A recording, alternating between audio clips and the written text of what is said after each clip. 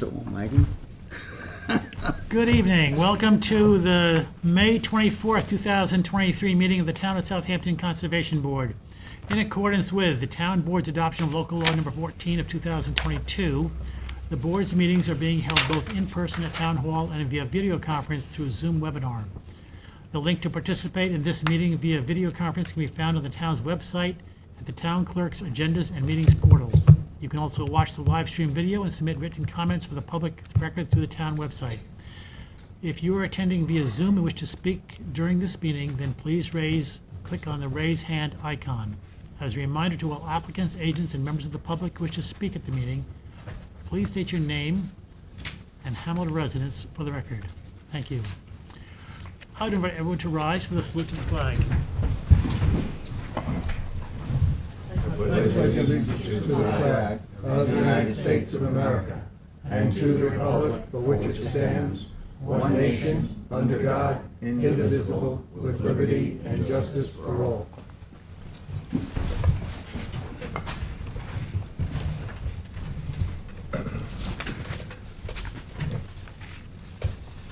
What is your pleasure on the minutes of May 10th, 2023? Move to accept. Second. All in favor? Aye. Opposed? Public hearings, A 019125, Jeffrey W. Howell. The applicant requests adjournment to June 28, 2023. Is there anyone in the public who would like to speak on this application? Motion to adjourn to June 28, 2023. Second? All in favor? Aye. Opposed?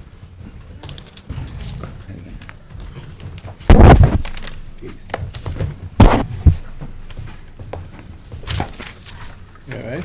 Yeah. Traffic? No.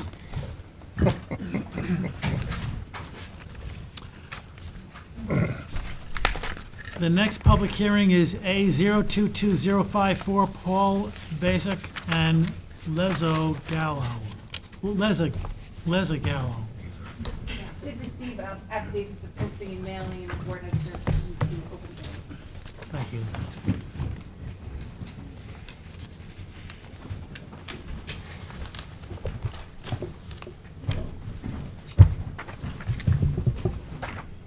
You getting anything new tonight? With that, Any new drawings tonight? yes, we're handing in 7 packets Won't of take anything new? revised plot plans and revised landscaping plans.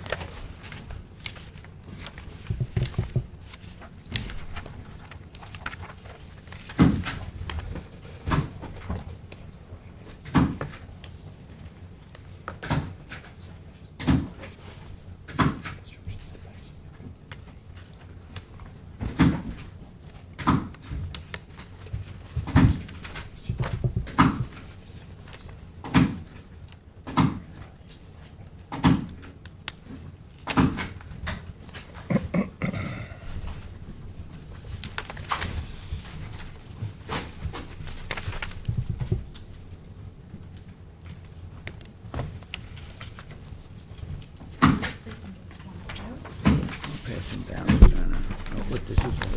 One-on-one. Thank you. All right, I'll pass them down.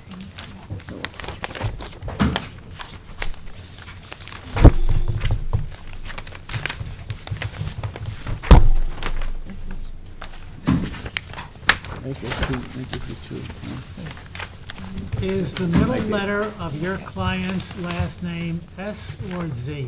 That's another set. Z, okay. Leza, Okay, what, you're missing Leza. this? No, Okay, Bas- so- You Basic, have two? B-A-Z-E. Oh, Okay, that can go down. Okay, this goes down, and this too? Okay. Okay. There's a second place sheet where it's there? Z. We have a typo, we just didn't know which one was the typo. That can go down. Trying to It better doesn't the have any world, one significance typo now, at a but when we get the time. resolution, Do we have Get it enough right. down there, or?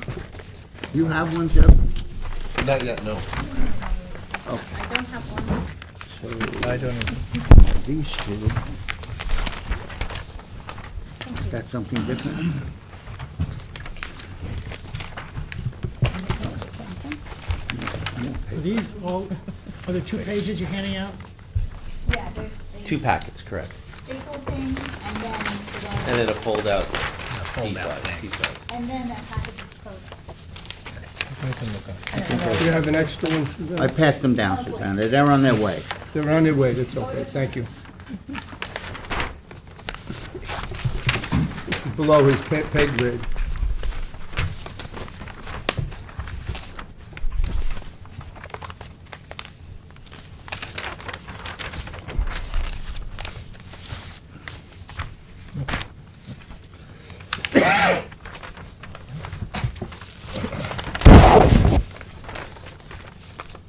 The microphones, please.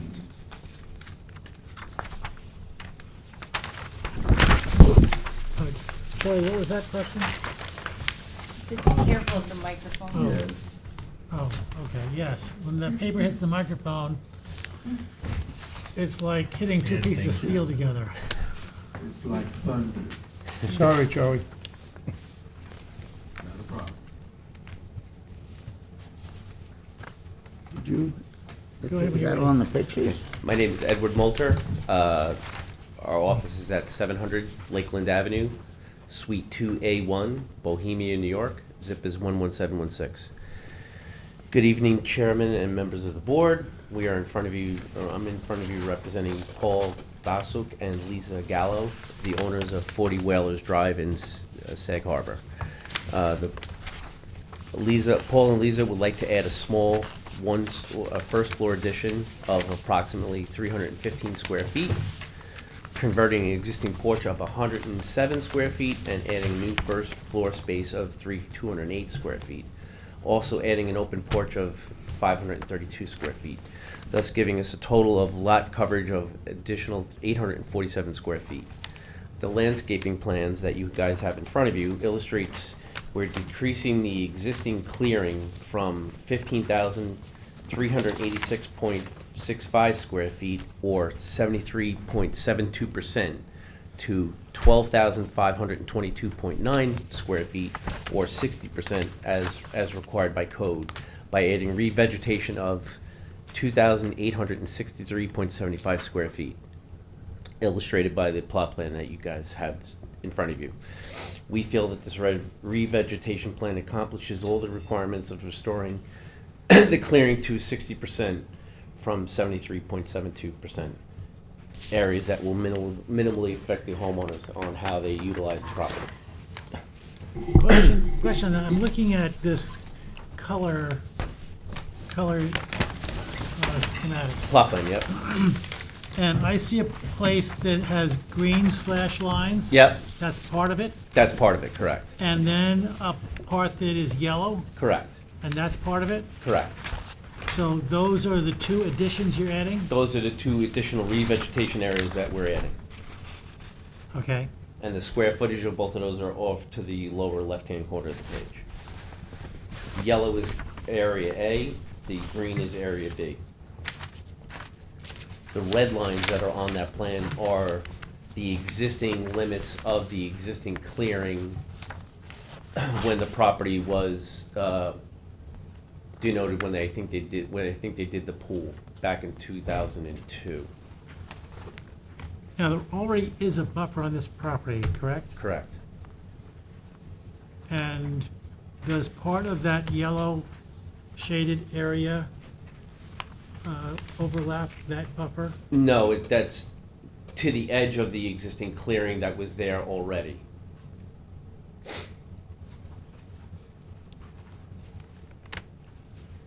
Okay, it's not clear to me just where that existing buffer is located. I believe it says edge of clearing. Susanna Herman and Consultants, I have a copy of the approval Yeah, I have from, a better copy you of have a that too. better Yeah.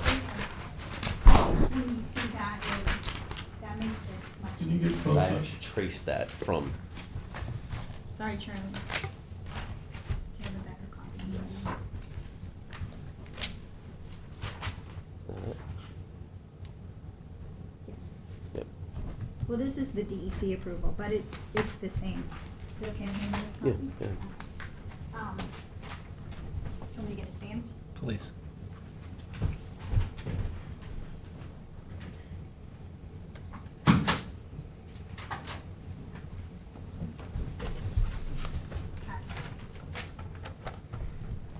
And then I guess I'll hand it over to you.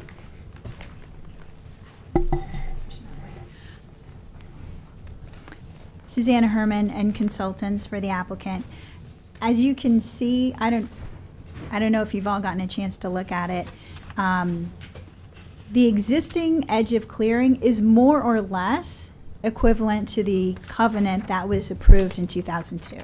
We got that permit from this board for a swimming pool on the landward side of the house, the south side of the house, in the side yard. It's a little bit out of compliance, but not that bad. There's a fence that is along the northern edge of the existing lawn area, which is about 2 feet too far into the buffer area. So that fence will be relocated. And when the buffer was approved back in 2002, there was that curvilinear area to the north of the house, which was not part of the buffer. And that area is sort of unkempt already. It's not mowed or maintained lawn. It's basically left natural. I think it was accidentally mowed a few years ago and nothing really came back. So that area would be actively revegetated according to the plantings plan proposed. And would you relocate the well? No, it's not that uncommon for the well to be allowed within the buffer area. It was allowed to remain as part of the original covenant. We've done this before. We've typically written the covenant so that the well is allowed to remain in that buffer area.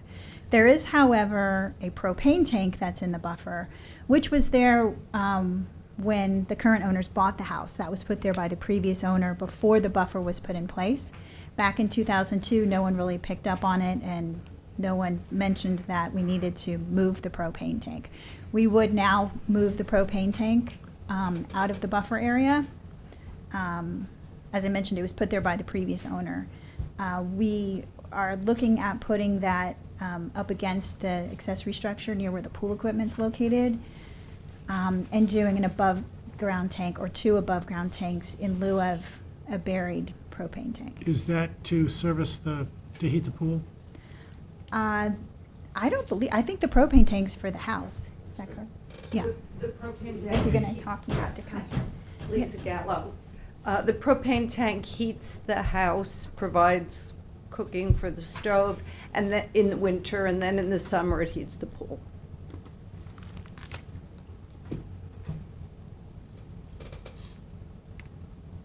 Okay, anything else? Yeah, I have a. So, the objective of the application before you is twofold. One is that they would like to have a bedroom on the first floor. As they're getting older, they're realizing the importance of having a first floor bedroom, and additionally, a porch on the front to have a nice place to sit. The second objective is to bring the property into compliance. There are a couple of things, many from the previous owner of the property, some that happened 20 years ago that are not in compliance with the previous permits, and the homeowners are good stewards and good residents of the community and want to bring the property into compliance. I read through the staff report. I didn't do the initial application, but I read through the staff report prepared by Marty Shea, and he has a list of items, and they're agreeable to all of them, including removing the fence that's higher than 6 feet, installing an IA sanitary system, installing dry wells. The house was built, we think, in 1990, which there wasn't nearly as much attention paid at that time to dry wells and drainage issues. So the house would be brought into compliance with respect to drainage. The driveway is asphalt. That will be removed and replaced with a pervious driveway. There are some ornamental grasses that he lists and some other invasive species, and they've agreed to remove those. They haven't planted anything on this property. It's really just been left as is from the previous owners of the property. So they would remove invasive plants, which is shown on the revegetation plan that you have been given, and relocate the propane tank, as I mentioned.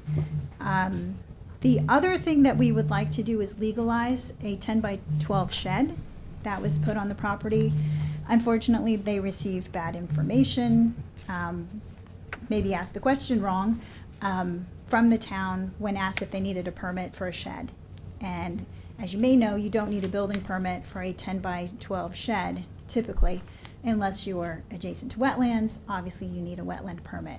So they did install a 10 by 12 shed that does not have permits. And we're trying to find a place where we can place that. Where it is currently is in the location of the proposed sanitary system expansion pools. So the proposal is to relocate the shed.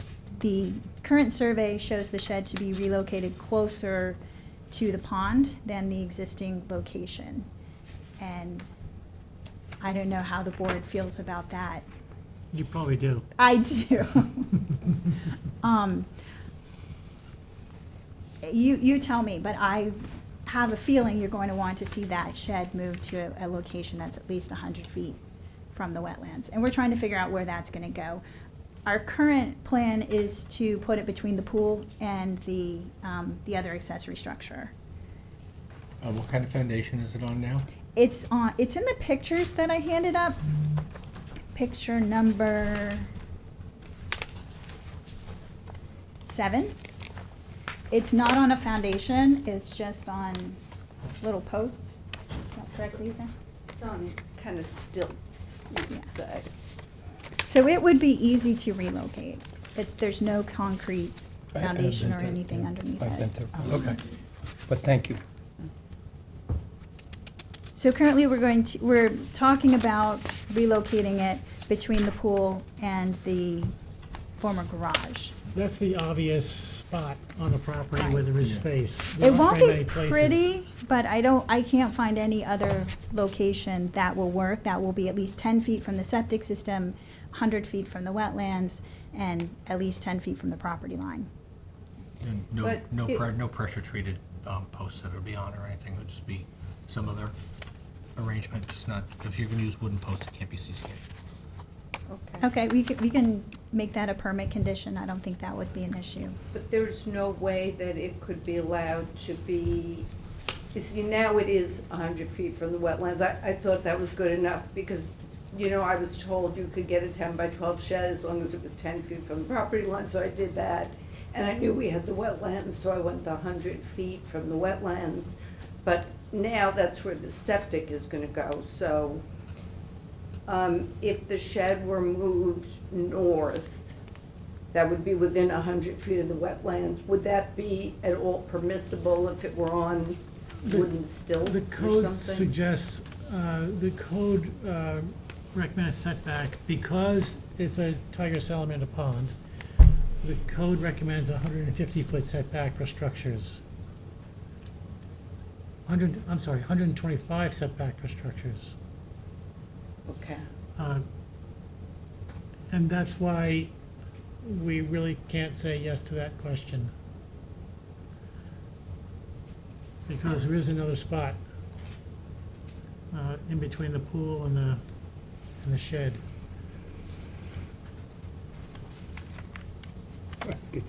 I can see the face. My husband's not gonna like that.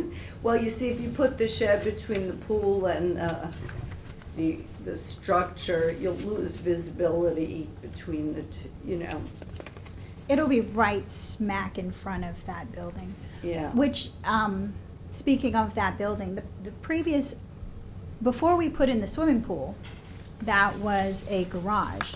But when we came to this board to get permission for the swimming pool, originally we proposed it in the backyard. The board suggested moving it to the driveway location. So that is no longer a garage because the pool's where the driveway was. So that has been converted to basically a recreation room with a ping pong table and a sofa to hang out. The previous owners of the property, however, had used it as an apartment. and the current homeowners ripped out the kitchen, so there's no sleeping, there's no longer a kitchen there. But one thing that we would offer to do, or should do, in order to bring the property into compliance would be to go to the building department and get a building permit to convert that from garage into rec room / pool house. There is a bathroom in the building. It's not currently being used, but the proposed project would hook that bathroom up to the new IA system. Is there space between the IA system and the other frame building? Between the IA and the existing building?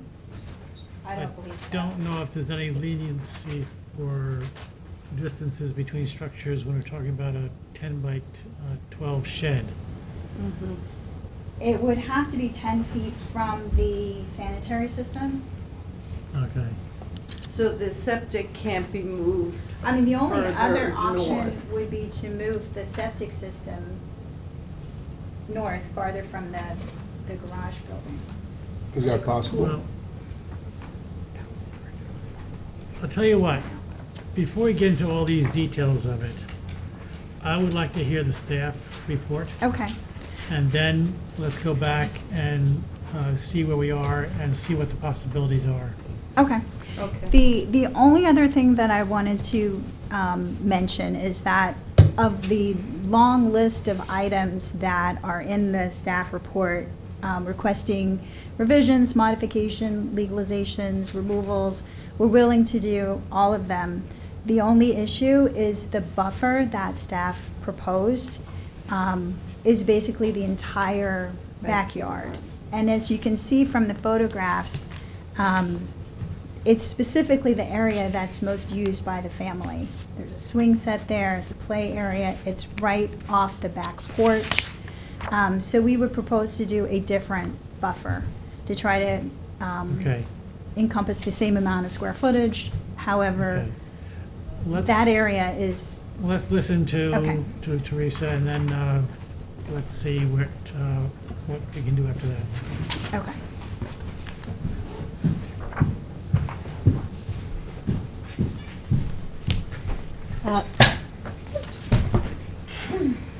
Good evening, Teresa Mason from the Environment Division. As Chairman Ludlow explained, the parcel is subject to the greater 125-foot structural wetland setback because it is not only a pond that contains rare and endangered species, but itself, the pond, is a coastal plains pond, which is a rare community type under New York State. It's also part of the Long Pond Greenbelt, which has some of the highest concentrations of rare and endangered species in the state. And that's why the more stringent requirement for a 125-foot setback is required. That provision of the code that requires the greater 125-foot setback also requires that a buffer with an average width of 100 feet be provided. Currently, the existing buffer extends about 75 feet, and if you look at the Environment Division staff sketch, which was prepared as part of the application with the preliminary advisory report, you can see the existing covenanted buffer in dark hatching. And again, that's about 75 feet. And what we're asking for is that the buffer be expanded somewhat. It does encompass the existing natural area in the front of the house, between the house and the road. And it also does incorporate some portions of the rear property line. Some other issues to be aware of is that the parcel is not in compliance with the terms of, the requirements of the Aquifer Protection Overlay District, which states that they have to have a minimum of 40% of natural vegetation on their property. Having worked with the planning board in the past on revegetation plans, generally speaking, they like to see large contiguous blocks. So the strip of revegetation proposed on the southerly property line is generally not consistent with their requirements. They would like to see a bigger block. Establishing a buffer consistent with our sketch, or more consistent with our sketch, would be more in keeping with the planning board's requirements for large contiguous blocks of natural vegetation when you're doing revegetation for Aquifer Protection Overlay District. We would be willing to consider alternative sketches if we could come up with something that gives an equivalent block of native vegetation between the wetlands and the redevelopment. But a lot of relief is required for this property. The existing structure is about 75 feet, where 125 feet is required. The septic system is not going to meet the required 175-foot wetland setback. So yes, it does require that a buffer be established, and we would ask for a portion of the lawn to be reverted back to natural vegetation as part of that mitigative actions. But at the end of the day, they have to bring the parcel into compliance with Aquifer Protection Overlay District, and the code does state that they need to provide as much of a buffer within 100 feet as possible under the permit issuance standards. Just double checking my notes here. We did have some comments with respect to the revegetation plan, revisions that need to be made, but obviously those would need to be finalized based on a finalized buffer plan. Do you have any questions for me? Not yet. Yes, there's some duplicity in a buffer along the south. Let me get oriented with all these. Yes, south, the south buffer, the parting green, Yes. It's labeled B. would not be necessary if they agreed to the staff sketch. That's correct. Well, I don't have the exact numbers, but I believe that would be correct. And to be in compliance with the Aquifer Protection Overlay District, I believe Susanna said that their drawing does comply, which is fine, but for a better setback from the pond, the staff sketch is better, which virtually removes their backyard. Yes, there is a large portion of lawn that would have to be restored to native vegetation if we proceed with the Environment Division sketch. But they still have the area atop the septic system to use as lawn. And then they still have a very large pool patio to have outdoor recreational space on for usable outdoor space.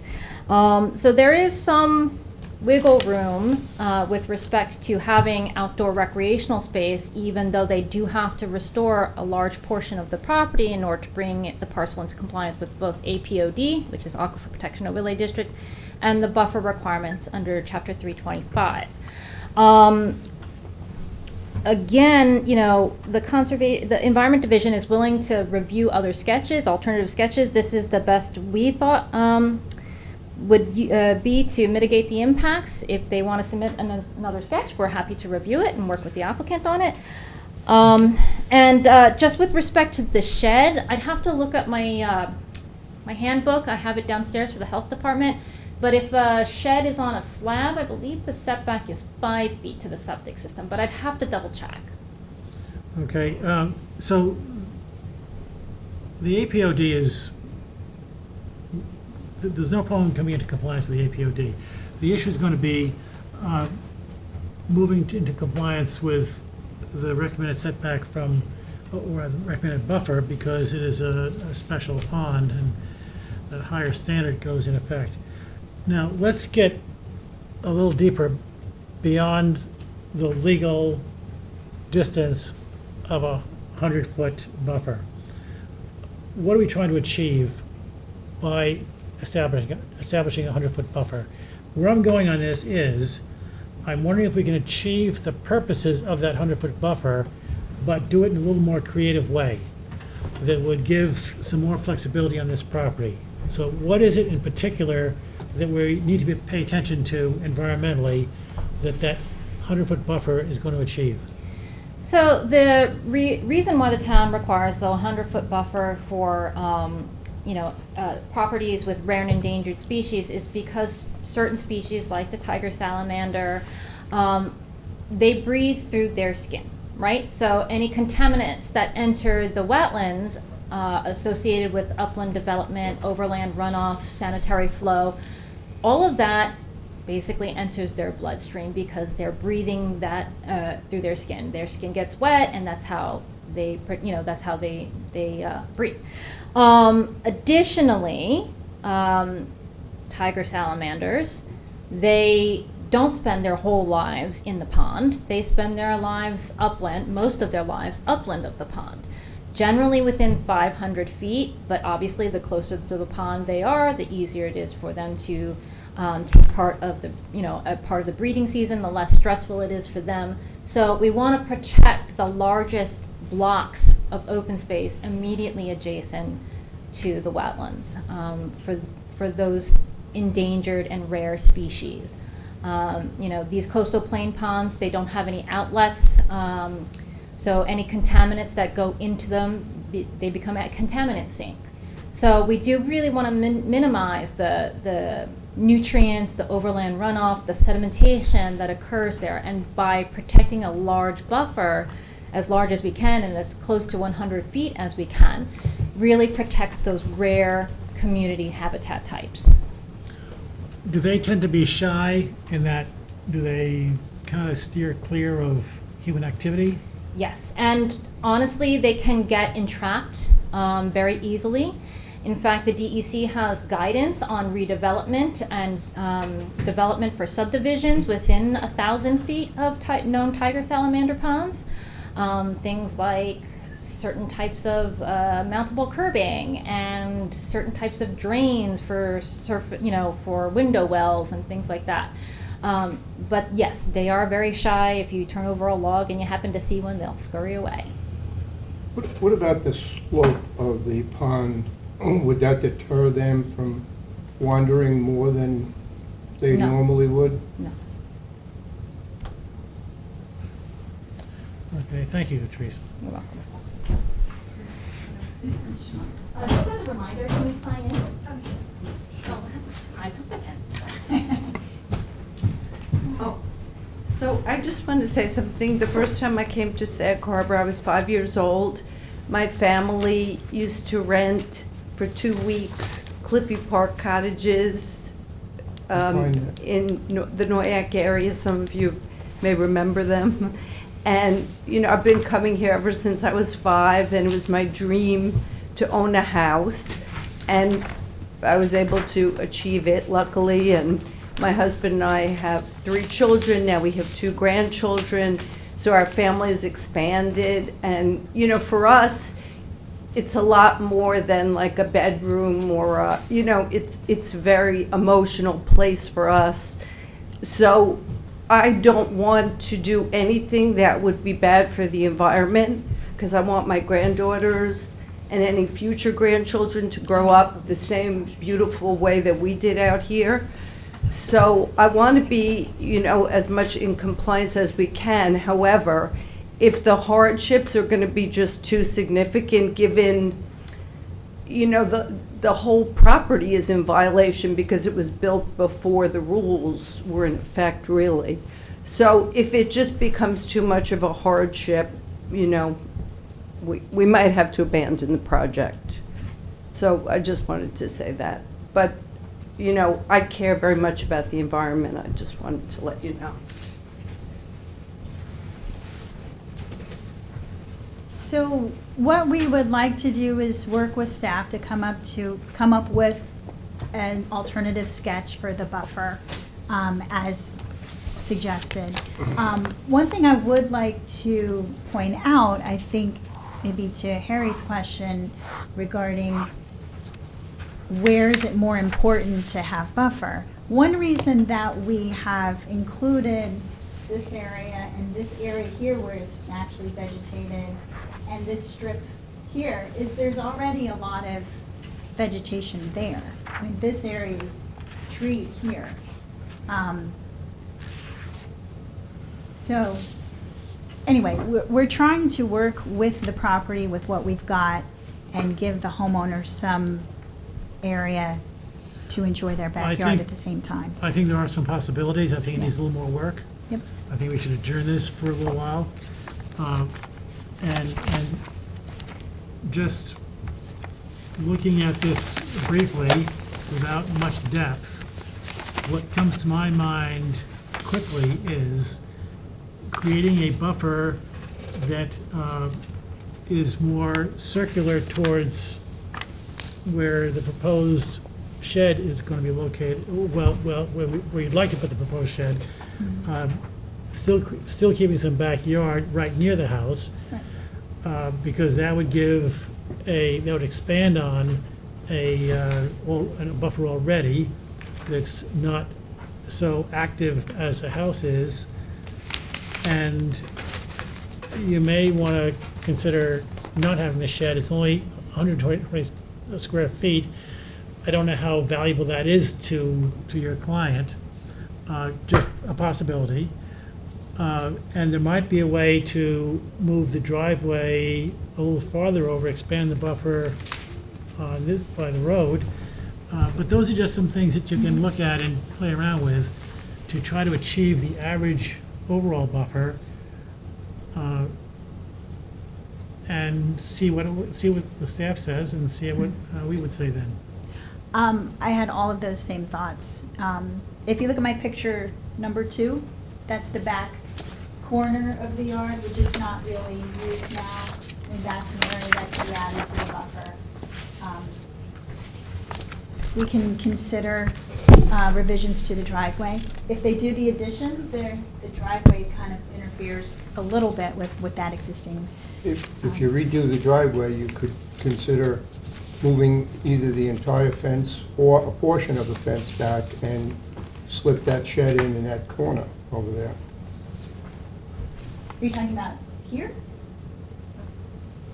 Well, if we put the shed in the front yard, we would need a zoning variance. So we're trying to avoid that. Are you sure? The shed it's not a waterfront property, so the front yard is the street. If it were on the water, you could flip it. So, I mean, that is possible. It would be in the front yard, it would be right in front of the house, it wouldn't be optimal. What do you think the odds of them giving you the variance? I don't know. It's hard to say. But Oh, that's something you could investigate. Yeah, go ahead.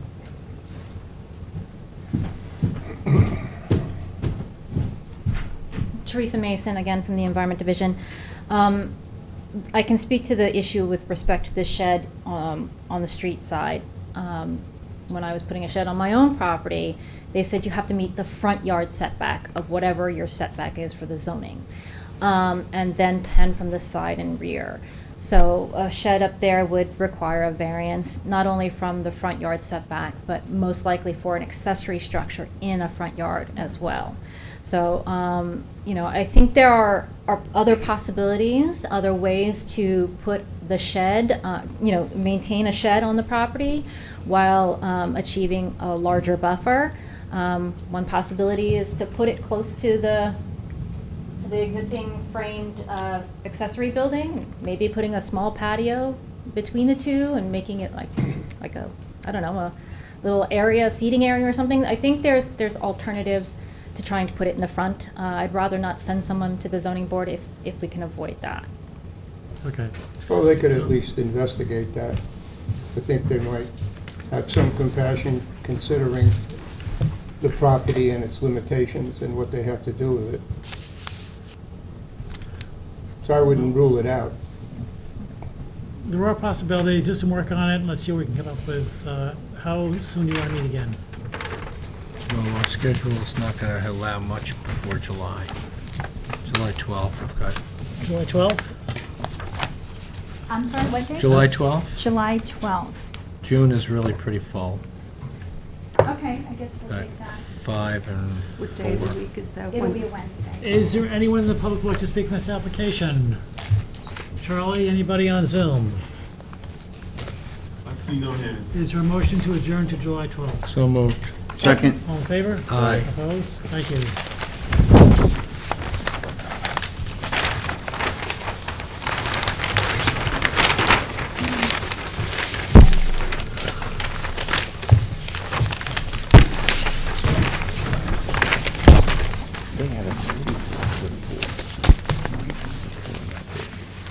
A023008, Michael Sonnenfeld.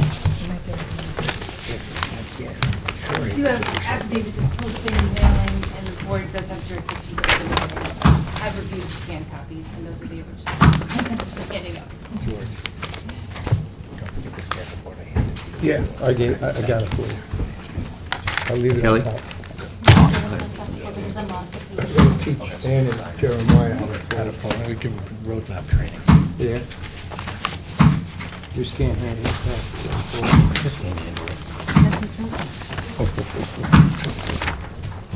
Standard size, It's on. 18 wide, it's Sorry. 1836. Yep. Sorry again. So you could have said, you could have said. Try to keep things in the same place. Make more room to do anything. It's just like- The prep had a 50-foot. It would be.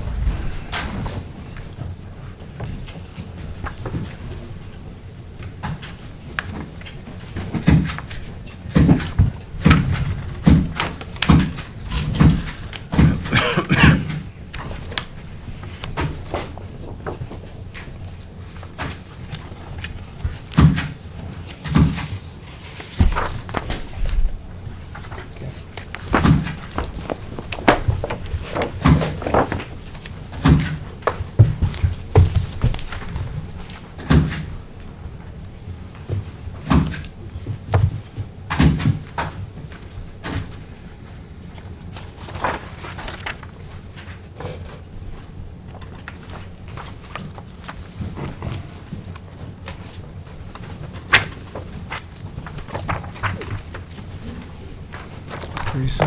Thank you.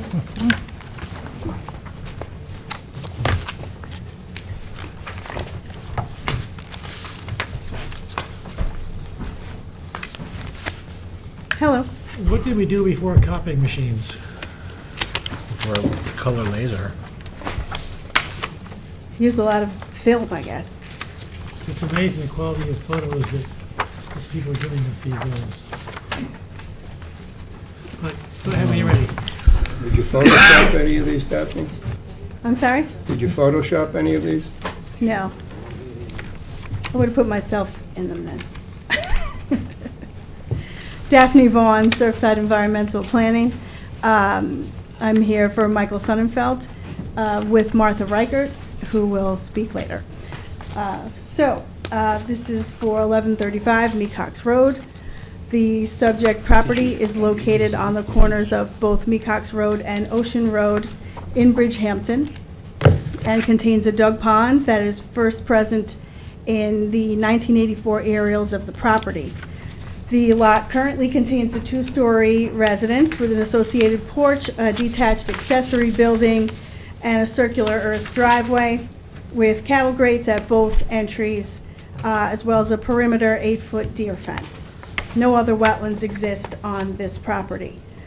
The proposed project is to demolish the existing residence with a footprint of 932 square feet, located 100 feet from the wetland boundary, as well as to demolish the associated porch, that's 91.4 feet from the wetland boundary, and to abandon the existing standard septic system, gas and water lines. A portion of the existing driveway will also be removed, that's closest to the wetlands, which will include one of the existing entry points and its associated cattle grate.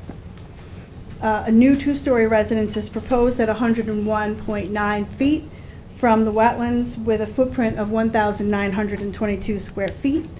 A first-floor deck comprised of 1,527 square feet is also proposed, and that will go around the entire residence.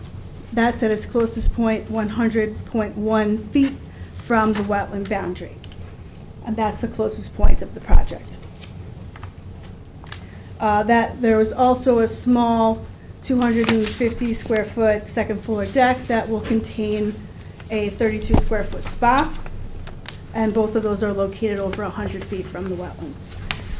A new alternative sanitary system is proposed with a maximized wetland setback of 175 feet from the wetland boundary that will be shared between the new residence and the existing detached accessory building. New gas, water, and electric lines will be supplied to both buildings. And dry wells will be installed for roof runoff. All of the work associated with the residence will take place 100 feet or more landward of the closest point of the wetlands.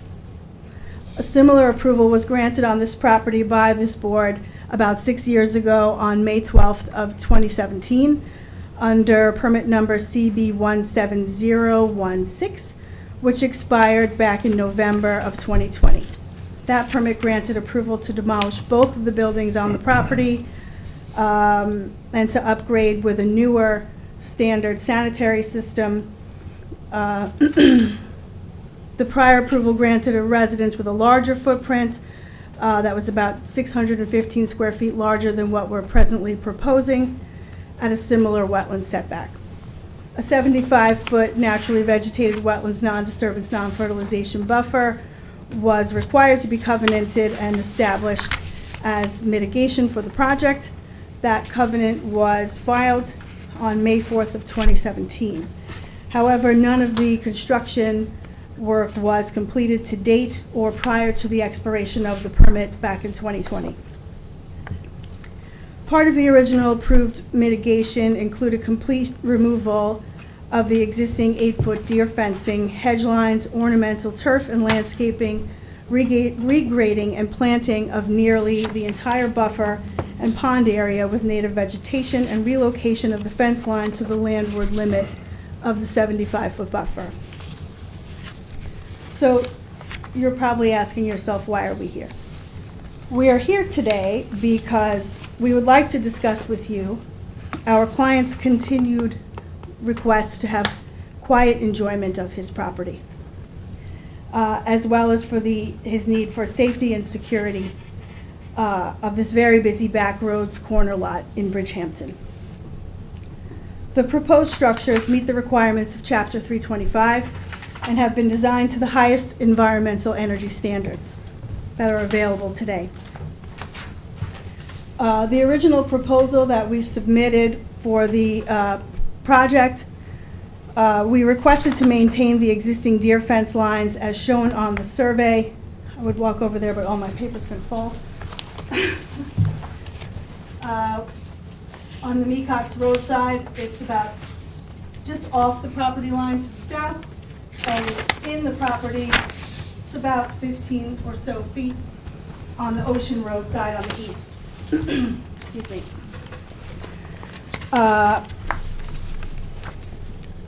The proposal was to cut that fence down from the 8-foot height, which is not legal, to a 6-foot height, and raising up the bottom portion of the fence by 18 inches to allow for passage of small wildlife.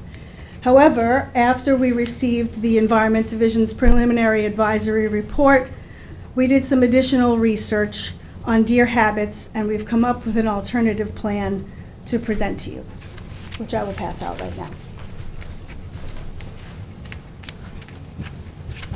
Thanks, Kathy.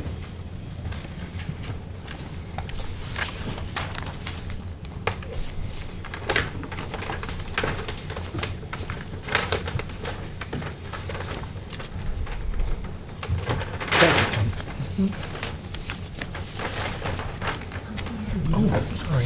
Thanks. Keep going, and then you open it.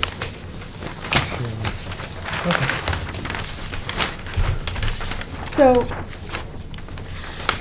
we understand that it is not typical to request to maintain a fence line in a covenanted buffer zone. However, we feel that this property is very unique in nature because of the busy roadways of Mecox Road and Ocean Road, and that this is a residential neighborhood in essence that is not contiguous to any wetlands to the north or to the east of this property, so it would not be impeding the passage of wildlife from those directions, which is what I'm showing in my photos.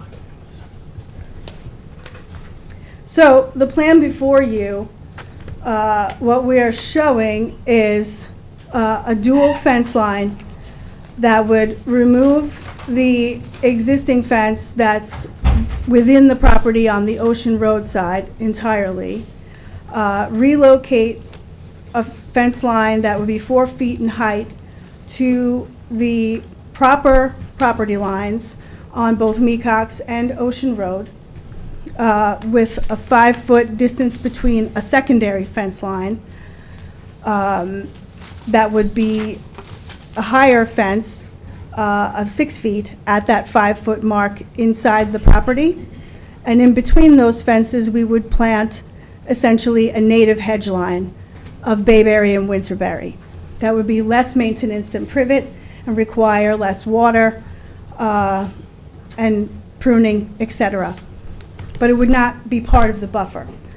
So we're essentially asking to remove those areas from the covenanted buffer area to maintain these fence lines and hedge line so that we can have these multiple reasons for that. So the reasoning behind this is A, to deter deer from entering the property to forage on the owner's landscape. The owners do not just own this lot, they own a property to the south of this lot, as well as, I believe, 2 additional lots to the west of this property. So this is part of a larger estate. Also, to deter pedestrians and vehicles from entering the property from this busy intersection that is utilized as a back road through Bridgehampton and as access to the Ocean Beach to the south. So as safety, and also there's a concern that there's really no guardrails here, and this corner is very heavily trafficked between Mecox and Ocean Road in both directions. So the concern is that if a vehicle or a pedestrian happens... Difficult to hear. I'm sorry? He can't hear you. Okay, I thought it was pretty loud. If a vehicle or pedestrian happens to veer off of the road into the property, the pond is not very far off of the corner, so we would just like to maintain that protection to the property so there's no liability issue for my client. Because there is a drop off into the property once you get in there toward the pond. And lastly, for the security of the landowners, so they can have quiet enjoyment of their entire property without a fence cutting off their enjoyment of their pond.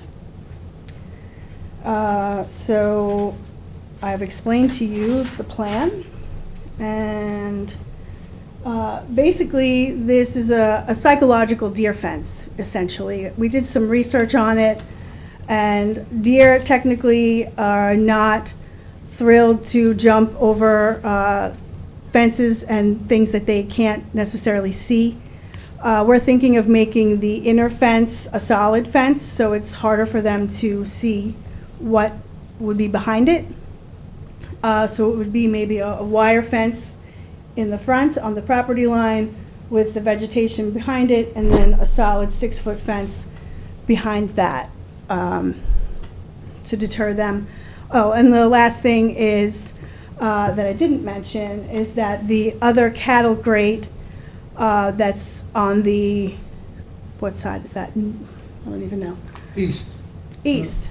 East? Well, no, the cattle grates were in the north, the two driveways on the north. Yeah, so we were talking about removing the eastern side one already. This would be the western side one would also be removed, and the entrance for that side of the driveway would be replaced with an electric gate. That would be 8 feet in height, which is legal per the town code. So the photos that I've submitted, I'm showing you, the existing residence, the detached accessory building, the existing driveway. The driveway that would remain would be slightly expanded because it's kind of narrow right now. and then different angles of the existing wetland boundary, the pond, and, oh, the one thing I did not mention as well, in this plan, aside from the fence lines, is also a native planting plan for the restoration of the lawn areas in the most important part of the covenanted buffer area that would remain, which is the slope between the proposed development and the pond edge, which is the wetland boundary. So we're proposing a number of native grasses, flowers, and some shrubs that would be planted underneath the two beautiful, well-established ironwood trees on the property that are also shown in my photos.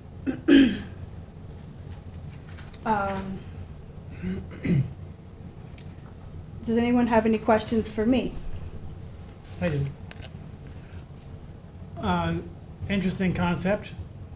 We don't usually approve things like this, but I think it's appropriate to listen and wrestle with that to see. It looks like the primary objective are twofold: the security and also to prevent deer from destroying all the plants in the property.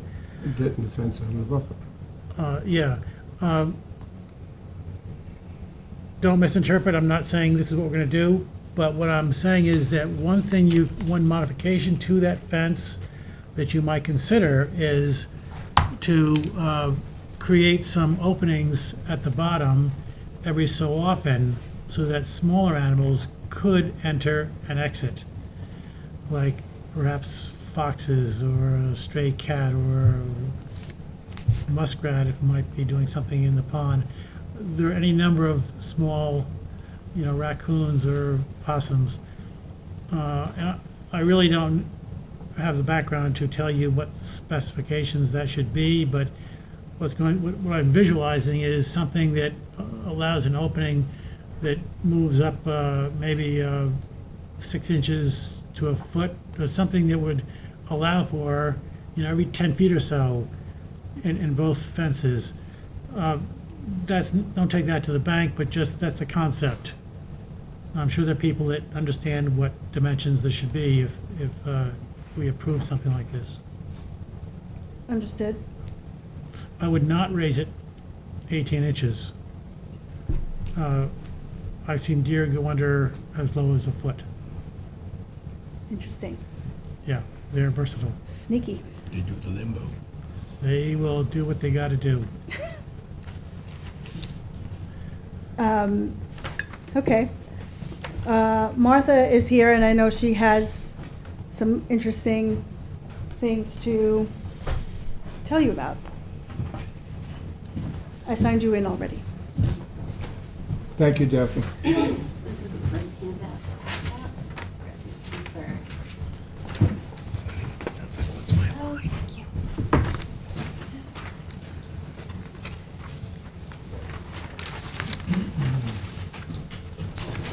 Passing down, certainly.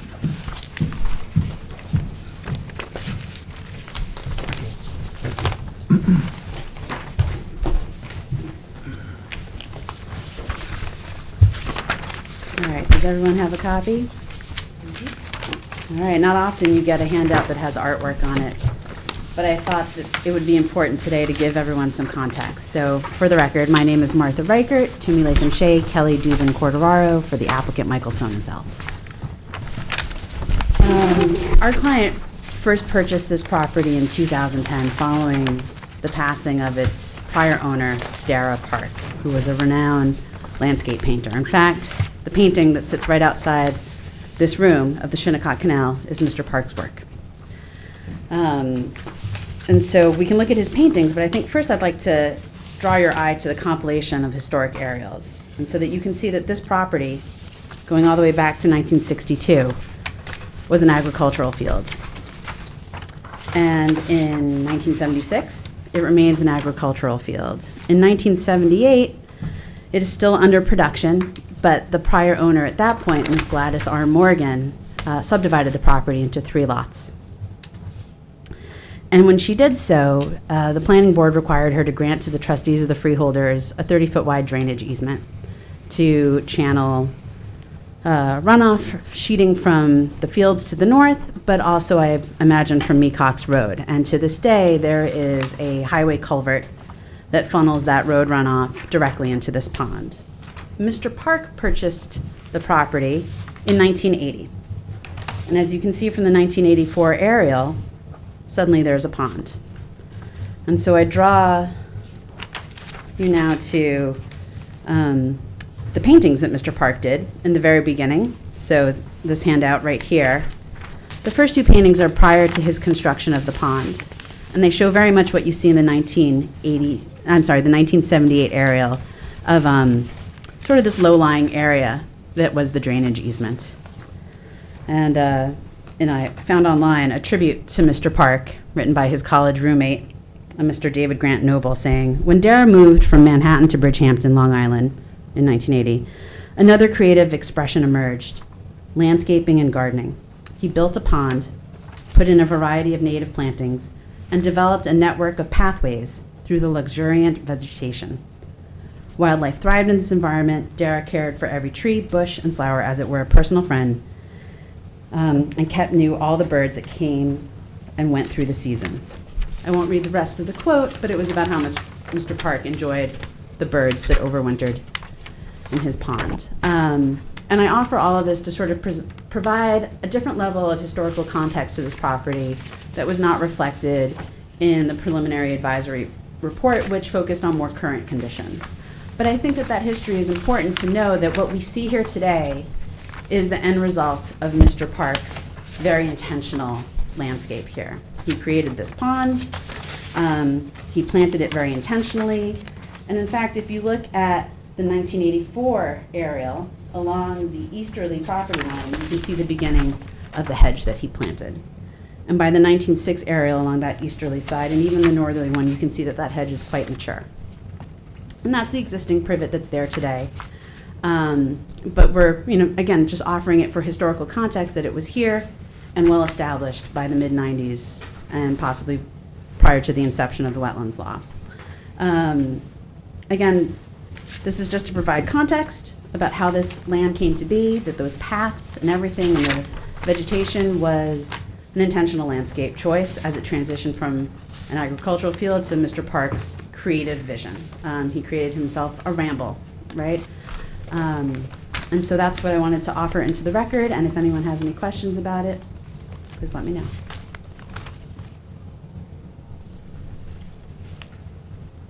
Did you say there's a culvert going from the road into the pond? Yeah, I mean, it doesn't go directly into the pond, but it's probably about, 20, 30 feet from the pond's edge, but everything's been graded. If you look at the topography on the survey, this is the drainage culvert right here, and you can see how everything has been graded to channel water and road surface water runoff into this pond, which, again, is subject to a drainage easement for that very purpose.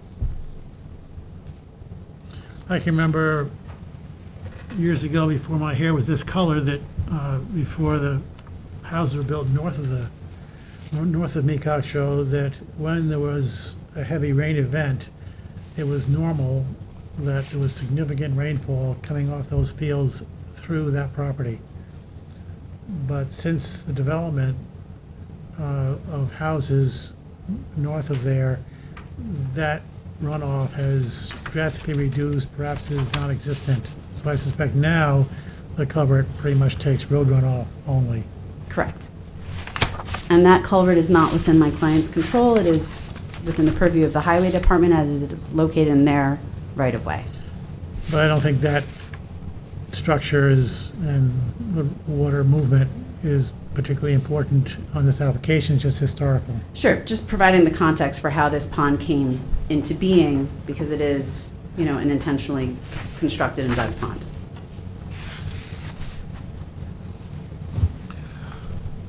Anything else? No? Thank you.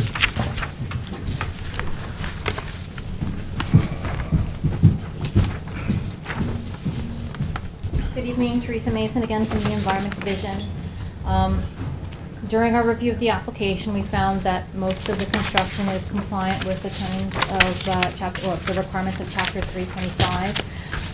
The main concern that we had is the request to retain the fence within the existing covenanted buffer, which Mr. Sonnenfeld agreed to and signed and filed with the county clerk's office in 2017, which specifically says no structures inclusive of fences is allowed within the covenanted buffer.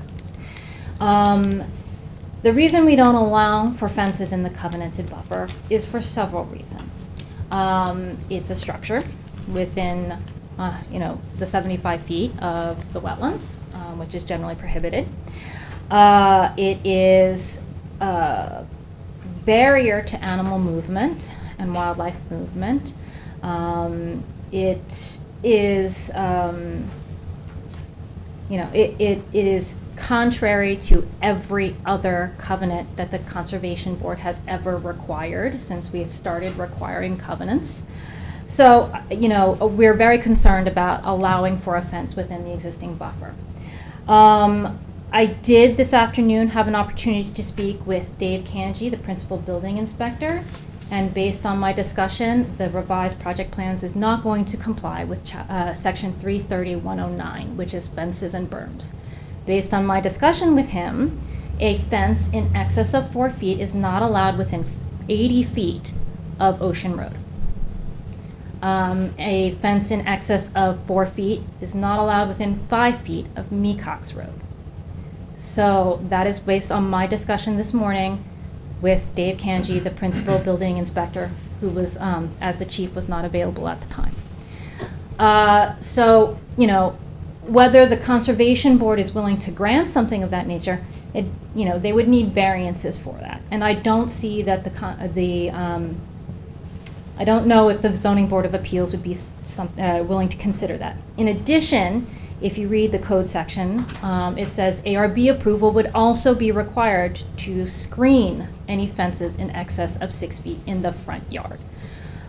So I think the project plan really needs to be reconsidered, and it needs to be done consistent with our previous recommendations on this specific property and on other properties and all other properties that we require buffers on. And in hearing the testimony from Ms. Vaughn, the applicant has a large compound of properties.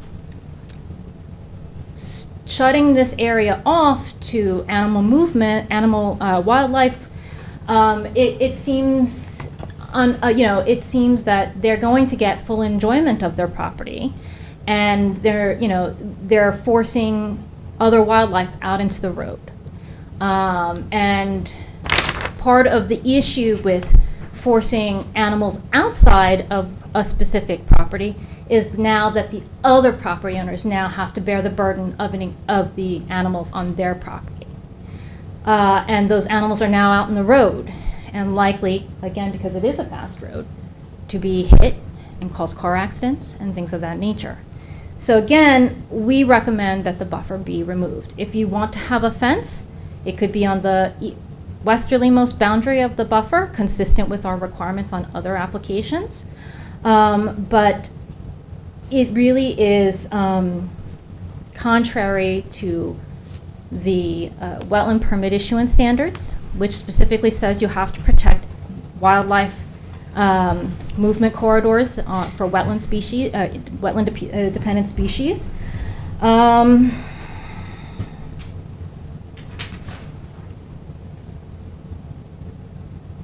And that's all I have at the moment. So, do you have any questions for me?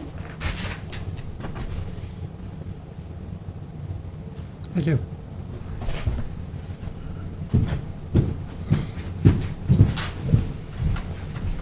Hello, Martha Reichert again for the applicant. So I consulted with Sean McDermott, the chief building inspector, about what the appropriate corner clearance is, because there is a section of the code regarding corner lots and clearance at intersections. In fact, you can see it in the road to the west. Is that Jobs area where Arts Field Yes, is? Jobs Lane. Jobs Lane, right? And so there you will see, if you go past there, where there is a triangular sort of where the fence is set back.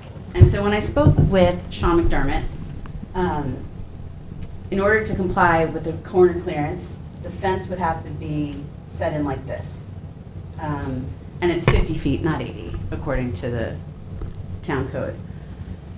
Being that that would remove, you know, sort of a certain portion of the buffer from being within the property, it creates sort of an out of possession issue from a title perspective.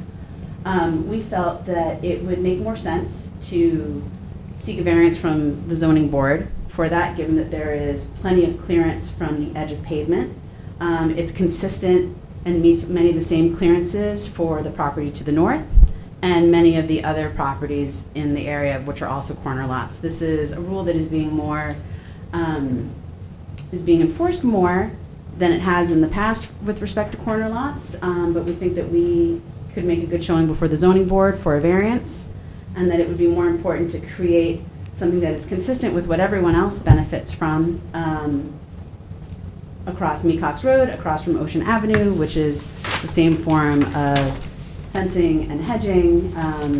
Again, I think that what we're dealing with here is a very unusual property. I know the Conservation Board often talks about how every property is different, so there is no precedential value, but in here it is quite limited because you don't end up very often with a pond, a man-made pond, on a corner lot in the two front yards. And so where we're really coming from with this application is the safety concerns. You know, the town of Southampton, whether it's the CPF fund buys something or it's a water recharge basin, the first thing the town does is they put a 6-foot chain link fence and occasionally higher with barbed wire, because it's what we call in the law an attractive nuisance, right?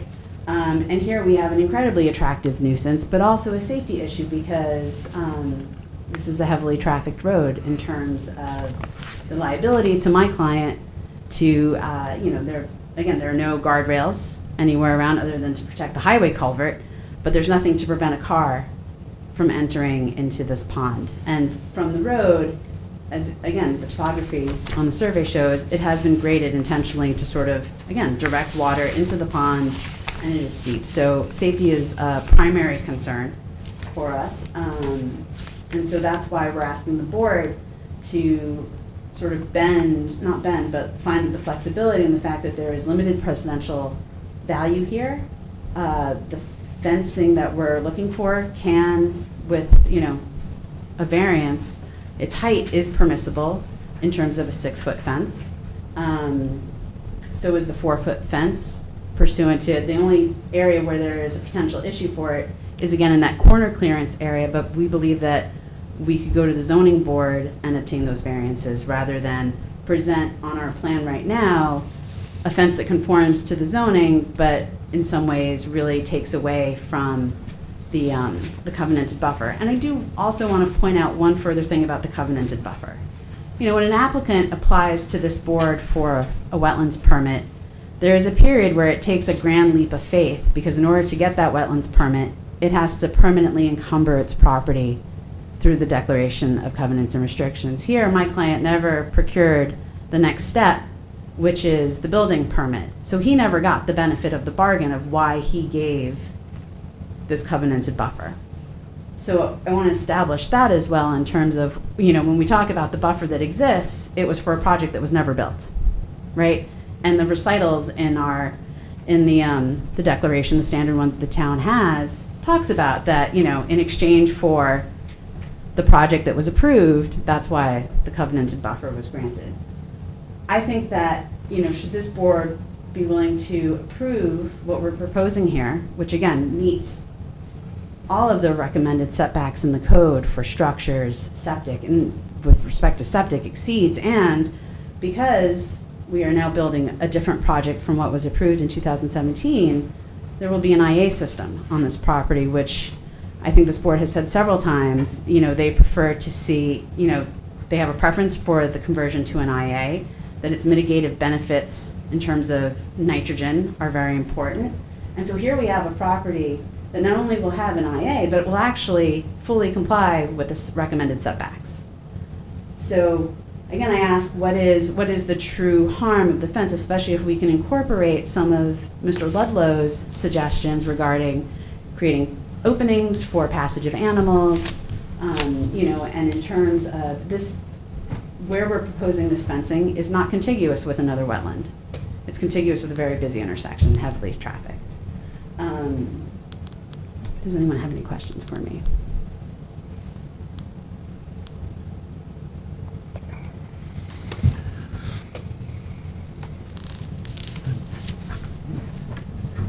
Thank you, Martha. Teresa Mason again from the Environment Division. Just to clarify, under the new Suffolk County Department of Health Services law that went into effect earlier or late last year or the year before, this project is required to be equipped with an IA septic system. So that's not mitigation, that is a requirement. The 75-foot buffer that is being established and was established pursuant to the previous permit is not additional mitigation. That is a requirement under Chapter 325.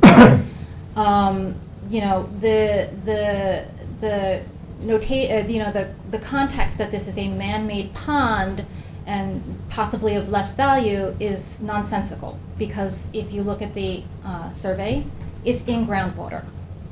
And it's a direct conduit to other wetlands in the area which connect to Mecox Bay, which the town is investing millions of dollars in to preserve and improve the water quality there. So, to say that these wetlands have less value because they're a man-made pond and it's on a corner lot and, the neighbors to the north have a double fence or a 6-foot fence, that's not applicable because the neighbors to the north don't have any wetlands. Also, the call for a double fence, you're going to entrap animals there, right? Animals don't go in a straight line all the time. They wander. They go this way, and then they say, oh, well, there's a blockage there, and then they go this way. So having a double fence is going to entrap animals. Small animals like rodents and lizards and chipmunks and squirrels and all sorts of different animals. So to say that having a double fence is more friendly to wildlife is not true. We've seen in cases where there have been illegal double fences with small fawns trapped between the fences, and they can't get out because they don't have sufficient room to jump over the fences. So there's a lot of impacts that these fences will cause. Now, with respect to whether or not they meet the setbacks or not, because I'm getting information from the principal because the chief was not available, perhaps we should get that in writing from the chief building inspector as to what the requirements would actually be. But I feel that the fences as shown on the revised plan are not consistent with the permit issuance standards, with the previously covenanted buffer, which was signed by Mr. Sonnenfeld and agreed by Mr. Sonnenfeld in 2017. And to say that, they should get some relief here because they're doing an IA and they meet all the setbacks, that's what the requirement is. Those are the requirements. They're not giving us extra. So I'm still recommending that the fences be eliminated, consistent with the previously filed covenant. Do you have any questions for me? Thank you, Teresa. So we've got a lot of information. We've also got another hearing to do, so I think we should adjourn this.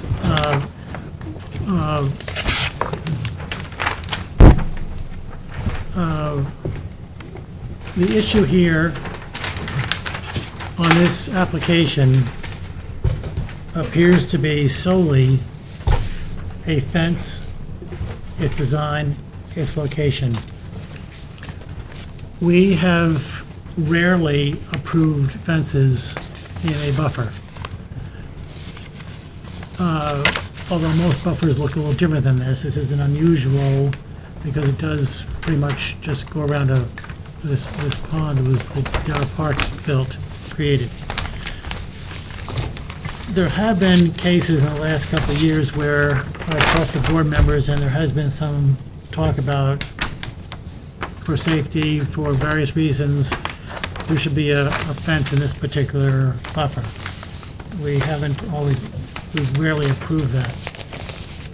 I don't know if this is a place where we should put a fence. I think if you guys have some thoughts about that, we should share it. Give us some thought. This, from my knowledge of deer, and I've paid attention to deer because it is pretty close to what my business is and can create a lot of damage. This design of a fence with the bushes in between should be very effective in limiting the deer from moving into this property. My thinking is that if we were to approve a fence here, we should approve a fence that pretty much specifically limits the deer. That's all we're really talking about here, because the smaller animals should have access. So the thing we should think about, I think, is if we want to go down that road, we have to look at this property and find, we always look at site-specific. If we're going to look at a site-specific situation here, and there's been a lot of site-specific testimony, this, to me, is a well-designed system that is likely to be quite effective. But I don't want to go out on a limb and talk that way if you guys are all saying, no, this should never happen. So I would like to hear some comments, and I would like to think that if you want more time to think about it and do more research, we should adjourn this for a later date. I don't like the fence. Okay. I think it's not necessary, and it's going to limit access to wildlife. If it was approved, I think it needs to have, it should only limit deer access. But generally, I'm not for the fence. Well, And you said two things there. I'm not sure what you're saying.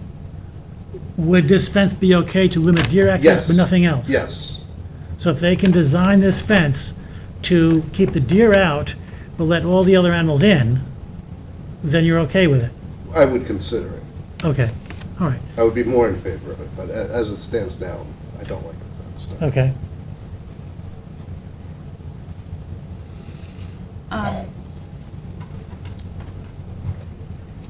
The fence designed this way, I have a son who has designed a fence like that, and it does keep the deer out.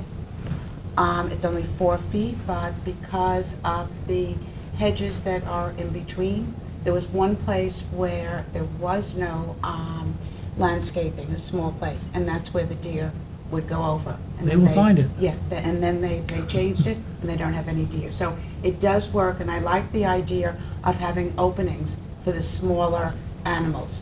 What I don't like is that it's in the buffer, and I don't like that precedent. Is there a way of maybe changing the buffer a number of feet? I'm just like throwing this out so that it's not in the buffer. Maybe taking 5 feet off and then asking for mitigation some other place, for taking part of that buffer away. And then we don't, deal with setting a precedent that we've allowed a fence in one area. And this is also on that corner, so I don't have an objection to a fence there because you have the road. So it's not as if it's, fragmenting any natural habitat of animals. So just a couple of thoughts. Good. I'm not familiar with this fence system at all. This is the first I'm hearing about it. But I agree with Ann in the point of putting a fence in the buffer. I mean, we don't do that. As far as I can remember, it's very rare. And, but I don't think it should be in the buffer. If you can change the buffer, like Ann said, that's fine. But I think that I'm negative on putting it in the buffer. Okay. The principle, the reason why it works is that deer have very limited depth perception. So when you've got a distance for them to jump horizontally, that's a problem for them. They don't see it that way. So I don't understand how the system works. There's a vegetation between the two fences, or? Yeah, yeah. Put a fence up here, for example, put a planting there, put another fence over there, where they're 5 feet apart. So there's two fences and vegetation in between. The vegetation, and the other principle that deer follow is that they don't like to jump when they can't see where they're going to. So this covers 2 counts. The And they have to depth, see the ground. If they can't see it, they won't jump. Just to clarify, we're proposing to remove this swath of fence line from the buffer. So essentially, we're asking to alter the meets and bounds of the current covenanted buffer by removing this area from the buffer. It would be native plantings between the 2 fences, but this would technically be a maintainable area that would not be part of the covenant. It would be on the lot line and 5 feet inward from both streets. And the whole interior portion would be the covenanted buffer area to the 75-foot limit.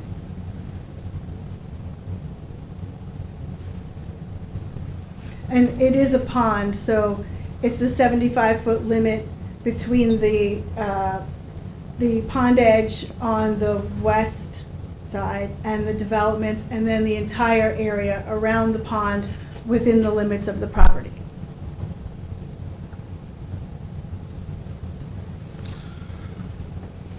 okay.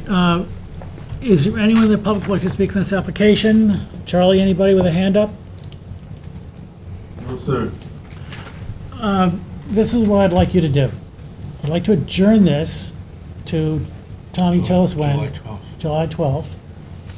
And I'd like you to do a little more research, both in terms of this question about the setback from the road, get that clarified, although it really doesn't affect us. Yeah, I was You're just gonna gonna get say. You're gonna have to get that resolved somewhere, not in our board. We're okay with close to the road or not close to the road. That doesn't enter into what we do. But the most important thing is to figure out how you can not impede animals other than deer with the existence of a double fence with vegetation in between.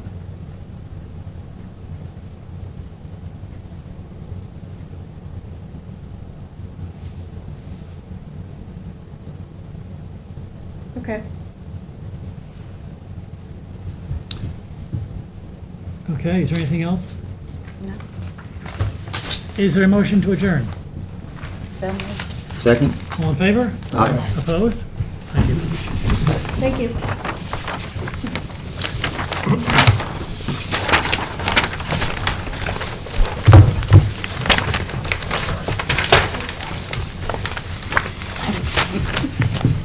CB 20026, David E. Jaffe and Maureen Jaffe. You have affidavit of posting and mailing, and the board does have jurisdiction to open the hearing.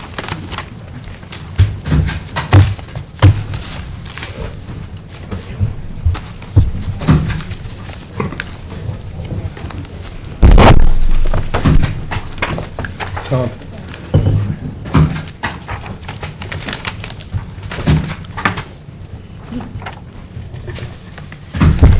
Teresa, do you have a second sketch?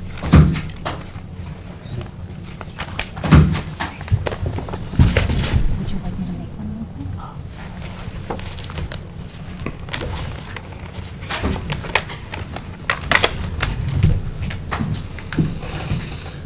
John, go ahead when you're ready.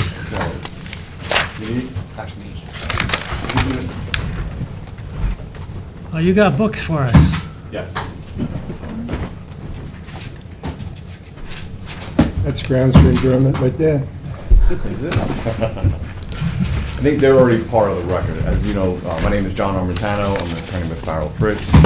We're here representing the applicant, Mr. Jaffe, who's here. And I also have with me William Coleman, who is working for land use and will be addressing some of the environmental concerns that we'd like to address tonight.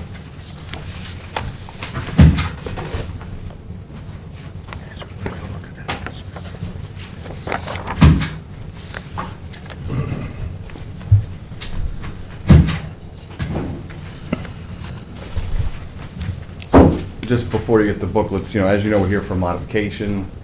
The reason we're here for this modification is my client was unfortunately misled by his contractor who constructed a patio after the approvals were granted. As this board is aware, and I'll take you to the booklet, this property was approved by this board back in 2020. Okay.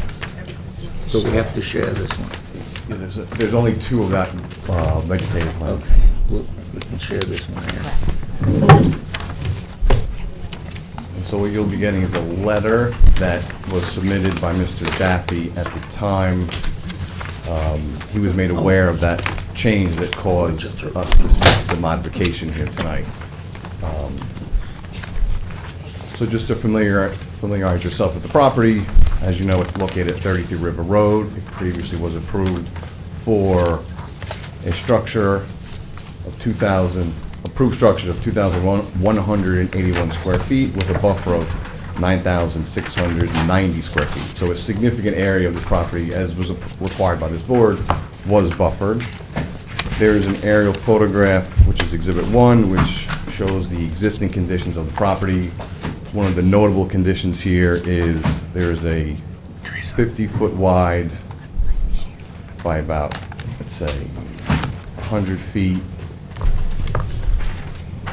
beach area, which was approved by this board, and we'll get into some of the details about what we're prepared to offer for mitigation on this project. As you'll see, Exhibit 2 is site photographs taken of the site. This is to the south, which is showing you the vegetative buffer that has been planted and is thriving. The second photograph is looking to the north. Again, you'll see the vegetative buffer, and in particular, the beach grass buffer that was approved by this board. And you'll note where it stops by the beached area, the beach sand area. Again, further looking to the south is the established wetland buffer. And then we have a straight-on shot across Seatuck Creek, which is where the beach area is being shown with the dock and the boat. The next picture is of the constructed pool. The pool that was originally designed had a decking, but the decking was much larger than what the pavers are, or the faux slate. There's actually, we have built 96 less square feet of coverage, so I think that's something for the board to consider in its calculus for the mitigation. And we've included as Exhibit 3 the approval that this board granted, and as part of that approval, it's at the back page, but we've blown it up as Exhibit 4. This is the revegetation plan that was approved by this board. It's by John Ellers, and it shows at the time the improvements that were granted by this board, and in particular the area in question. This was with it's a partially in-ground pool because of the water table, and there was decking to be placed around it. What occurred when Mr. Jaffe hired his contractor, he hired a company known as Dragonfly. Dragonfly, when they looked at the plan and when the pool was constructed, they said there's a little bit of a reveal of the pool. It would be better if we could use some of the dirt that was taken from the pool excavation and grade it around the pool, so there could be a lawn meeting a flush slate patio. And he stated to Mr. Jaffe that this would be in keeping with the wetland permit, so he made that representation to my client, who relied on that, and that is really the reason we're here. As you'll note in that letter dated November 2nd to Marty Shea. We don't have any documentation from the landscaper, do we? Calculation of Documentation from the landscape. I do not have documentation from the landscape, but this was an Attesting to what you say. Well, there was an oral conversation that was had Oh, okay. with my client. He said, they came out to the site, this is where we are. He said, this would be better if you did this. And he said that this would be in keeping with the town code. He made that representation.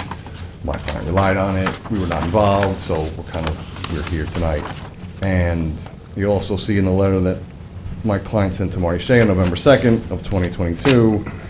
In the second paragraph, he does outline what was said, that Doug Nappy from Dragonfly said, that if you put faux bluestone on a sand and gravel base with no grout, it's the same as a deck.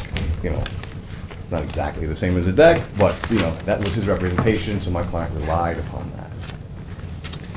And so what you'll see as Exhibit 5 is the Wix survey, which shows what was actually constructed, and that was submitted to this board on November 2nd of 2022, which then triggered the reason for the modification application that we're seeking tonight. And that does show a smaller decked area. So what we are proposing, and then Mr. Bowman will discuss in more detail, is the last exhibit, which is Exhibit 6. This is a proposed planting area where my client is willing to plant the remainder of that of the sand area with the to continue the existing beach grass area to serve as further mitigation for what, if any, conditions are created environmentally because of the area around the pool. So that's a mitigation that we are willing to offer.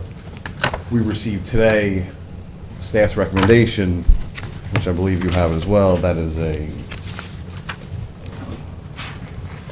it's a marked up survey of the Wix survey. And again, as I think you were hearing to in another hearing before, this is asking for a 30-foot buffer. That type of a buffer is a little punitive in this situation. It really reduces the usable yard area of this property to, at its minimum, about 18 feet. If you look at it, is called out on the survey. There now remains only 18 feet of usable turf. The entire south of the property is basically buffer that cannot be used. It is actually fenced away, so there's no use of the property. There's a major taking if we continue to add additional buffers where I don't think the mitigation that is being requested far outweighs, or the buffer that is being asked for is an exceedance of what should be the necessary mitigation for this slight deviation from the plan. And again, you'll note, there's only 18 feet of usable land after that. The rest will remain beach grass. We believe, and Mr. Bowman will speak to this, that the continuation of the salt hay buffer closing off that beach area, which my client would prefer not to do, but we understand the circumstances and are willing to mitigate that issue, that seems to be an appropriate continuation of that buffer. Again, to the point of exceeding the original buffer, there was a gap there before. The thinnest portions of that buffer was also about a 12 to 10 foot buffer that was allowed for the prior approval, which has actually less coverage. So I can't think of a rationale why that buffer needs to be at such a great depth, and I think Mr. Bowman can speak to that point.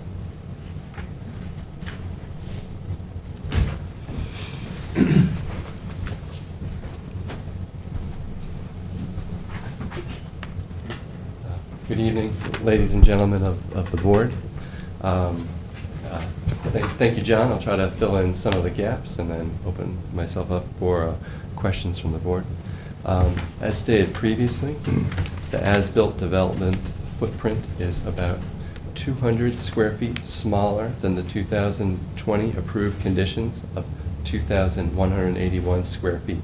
This reduction in impervious area results from the slightly smaller patio footprint that John referenced, about 95 square feet.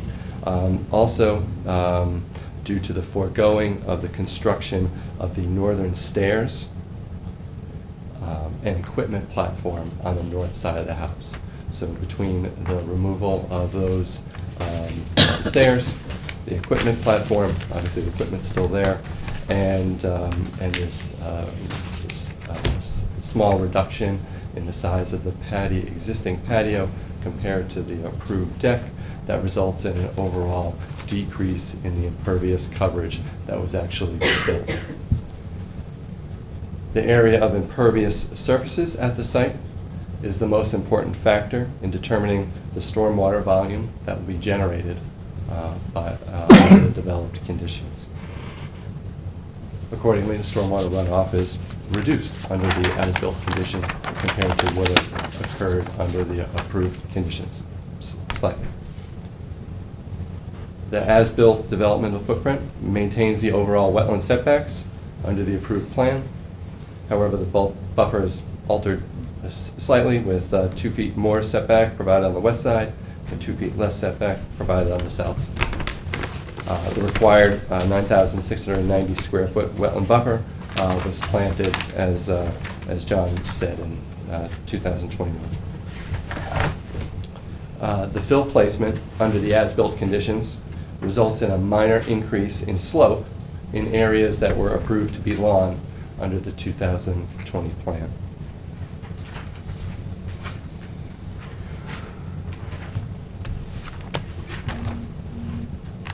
The maximum depth of the placed fill is approximately 2 feet above the original site grade. This fill placement results in a minor increase in slope in portions of the site that were approved to be lawn. For example, under the original conditions, or the original grade, there was a 3 to 4% slope on the south side of the house. That increases to a 6 to 10% slope under the as-built conditions. Under the original conditions, there was a 7 to 10% slope on the west side of the house, and that increases slightly to an 8 to 11% slope. This slightly steeper slope does affect runoff slightly.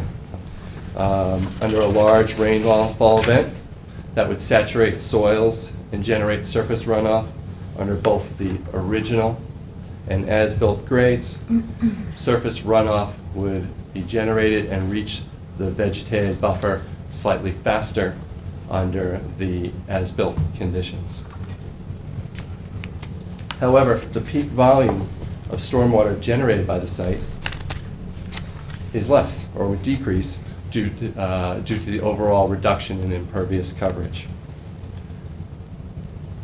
And that benefit, due to the reduced impervious coverage, is realized under all of our events, both large and small.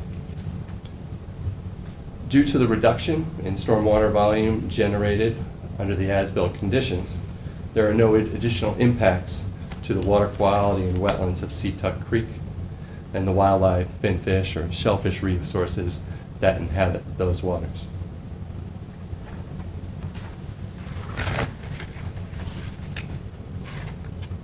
Although the constructed project does not increase peak stormwater runoff, does not have an impact to the ecological resources, the owner, as you said, acknowledges that the project was not built in accordance with the approved plans.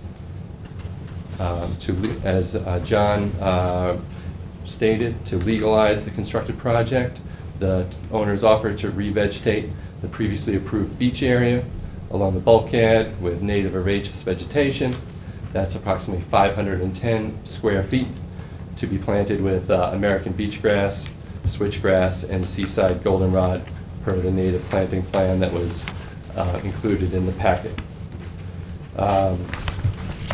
The original landscape plan had plugs and, or no, not plugs, large containers on 3-foot centers. I would prefer that the spacings be reduced to something like 12-inch, but also have a reduction in the size of the plant material to their quarts or plugs. 3-foot spacing is pretty big. So I think for that small area, you want to make sure it's densely vegetated. When you're having the plants that close together, you don't necessarily need such large material. But so some type of balance in order to get kind of higher density within the proposed planted buffer. So that's try to feed into John's presentation there. I'd be happy to answer any questions or turn it back over to Mr. Amatano.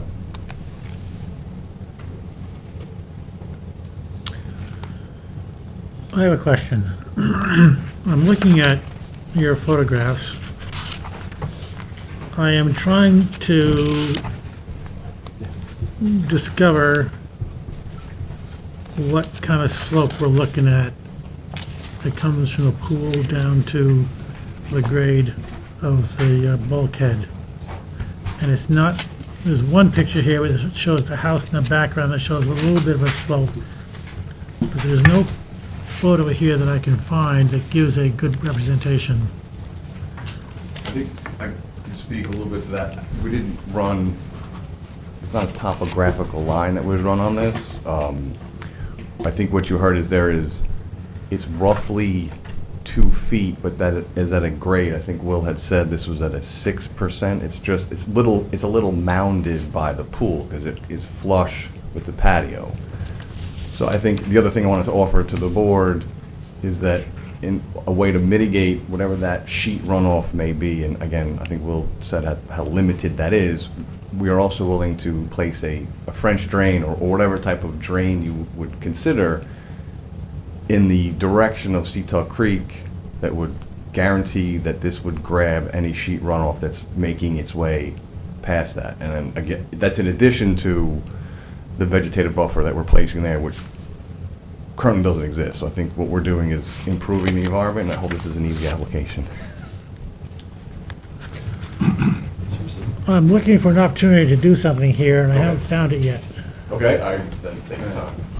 In terms of the photos, I guess perhaps the best one is the second photo, which kind of is looking, you can see the small area, beach area on the left-hand side of the photo. There's the pool fence in the foreground. You can see the steps on the right-hand side. So that's standing on top of the high spot, looking down to the creek and across the low area. Now, it's often hard to kind of get a feel for grades in photos, but as I said, the maximum depth of placed fill was about 2 feet. So in any way, it's not a huge slope that was created. The third photograph is also taken on the high spot of the pool and looking down towards the wetland buffer. So again, that also is looking down the created slope.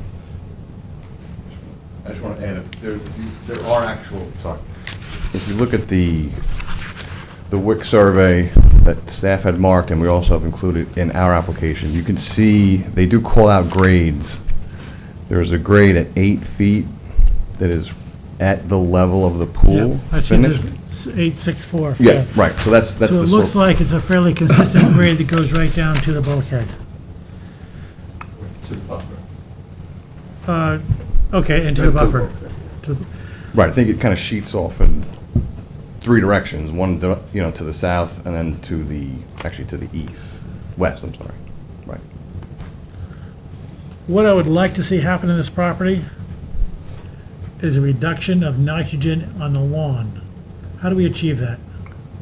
I think there's a way to we can have that as a condition of low nitrogen fertilizing. I'm assuming, I know that's been done before by this board. I think we can covenant to that. And how can we enforce that? I don't know how it's been done before. I'm assuming we could. We can't. I know that's the problem, right, I don't know how you can do that. I mean, we could promise and then. Exactly. Right.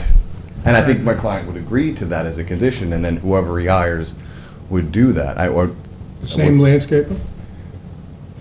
I don't know what he's doing now, but they can always change. Well, Dragonfly was not the landscaper. Dragonfly was the masonry guy. Our landscaper may be different, and if that's something that the board would suggest, I'm positive my client would agree to that. Well, obviously, we're talking about removal of some of the lawn. That's where I think we're going to have to talk, because I think that issue is... Yeah, I just want to get it out there, so... That's fine, I appreciate that. No, I I would just say that the width that is suggested by staff is extreme and is punitive to the property owner who, through no fault of his own, made a mistake. I'm not gonna say that's ignorance is an excuse, I don't take it the wrong way, but 30 feet, I'm just saying it for the truth, 30 feet here really constrains the only backyard that's here. I mean, this property is constrained on the north by massive plantings, like they don't use the north, they don't use the south because of the plantings. There is very limited space on the property. He has a large family, they visit. This is something where I think if we can come into a fair width that allows more than 18 feet of usable turf, I think that's something we would consider. I would just, again, I think, part of the logic here is that there's massive buffers to the north and south, but if you look at the thin buffer, it's about a 12-foot width of beach grass. That was considered adequate by this board, so going beyond that, I'm having trouble following that logic. We are also closing the gap, which I think is significant, right? I think to have that beach grass close in that gap where the sand is, where nothing was done, although there is infiltration, as we all know, through the sand, I think closing that gap, we're putting in 560 square feet. We're more than making up for, we've also reduced the size of what we've done. So we're actually giving you more mitigation. If we're talking a foot, 2 feet, I think that's doable. My recollection is back when this was approved, there was somebody else in your office representing your client. That is true. It was, I think, David Gilmartin and Yeah. Liz Vale. They are working in And different places. we wanted to not leave that sand open, but put some plantings there. I had heard about that, yes. Yeah. So we're coming back to you to do that. When I first looked at this property, when I first looked at this plan, my first thought was, instead of 30 feet, let's move it 10 feet away from the pool, because that way we can have more control over how much nitrogen gets applied close to the wetlands and close to the buffer. So that's my thinking. I'll just tell you that right off the bat. So what I'm looking for is some way that has some teeth that reduces the nitrogen on this property, because quite frankly, grass doesn't need much nitrogen at all once it's established. And what it does is it makes it very, very green, but virtually all that nitrogen goes down into the water table and then out into the waterways. Understood. I appreciate that point. I So- think, So at this point, before we go too far, I'd like to hear a staff report, sure, very good. and then we can talk about this further. Gordon.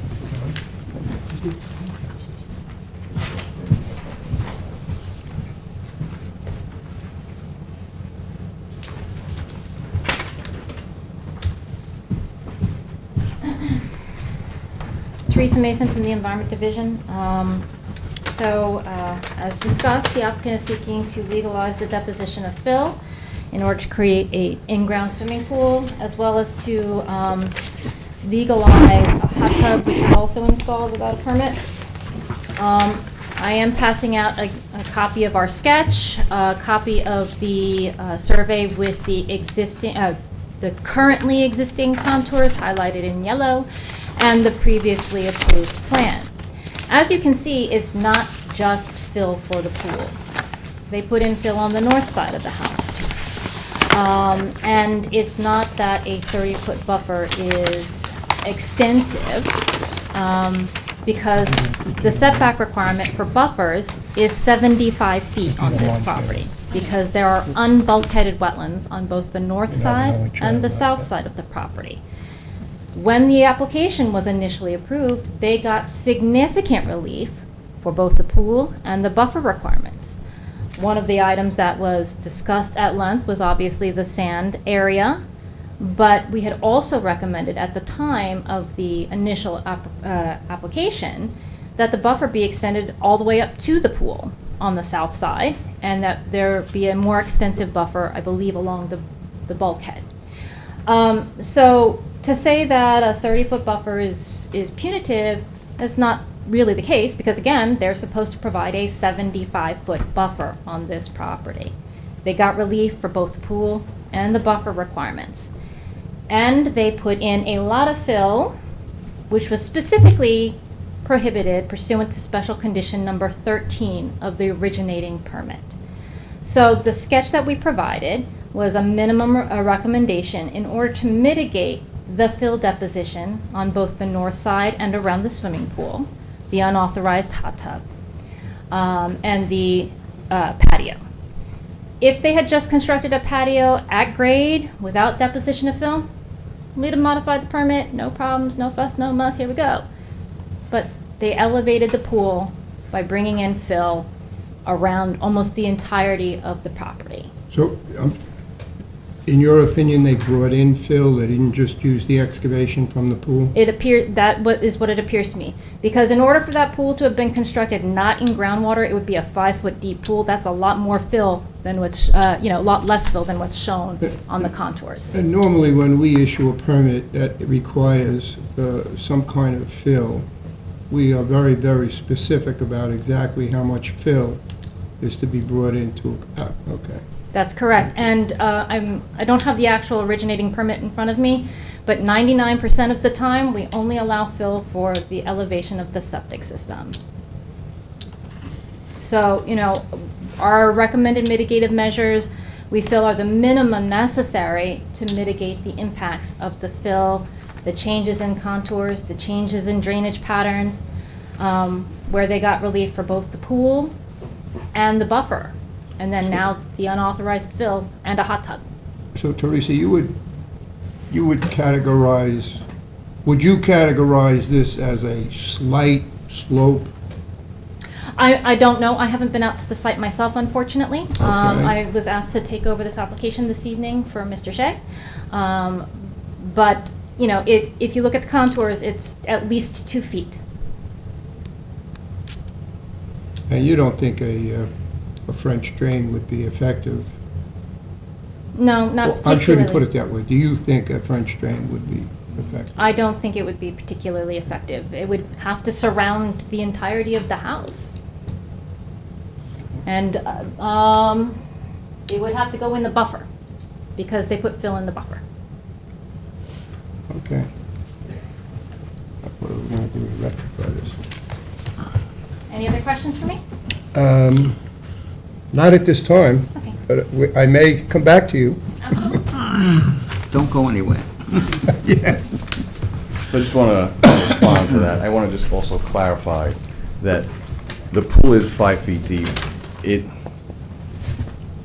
Majority of that excavation was used on site. There had to have been some fill brought on site. Again, it was not my client's intention to do that, but that is what occurred. I think if you, again, to the point of the 75-foot buffer, this has been reviewed by this board before. So I'm not sure that the 75 carries much weight, because we have given you 75 to the south. There's a significant buffer to the north. The area that was contentious before at the last hearing, and it was approved by this board, was the buffer that exists today. Going past that is where the issue is. I just wanted to point to, based on, and I've been to the site myself, when you talk 2 feet, it's not a step tier. It's, the distance is rise over run. It's not just a 2-foot drop. It's not a gully. It's a very slow mounded effect. I mean, the house is at grade.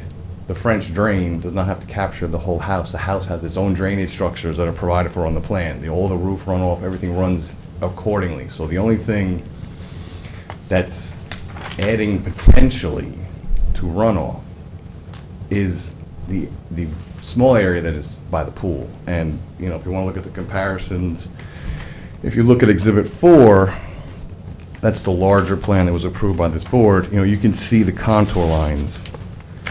They basically run, it's an 8, 6 to 4. The 8, you can pick the 8 up on the north side. It runs very, very close to the pool, under the pool, and then you have it running back towards the street, and then you have the 6-foot contour line, a rough distance from that. It is, and if you look at the survey or the staff's markup, I think the staff's markup is clearer you see a very similar pattern. So it's not as if there's been a great change in slope. I mean, we didn't create some massive area of extra sheet runoff. Again, if there can be a way to capture that, my thoughts would be French drain does that. We can condition plantings. I'm not sure if it's a certain type of turf that would be preferred, but I think we would prefer to have a turfed area for use by the property owner.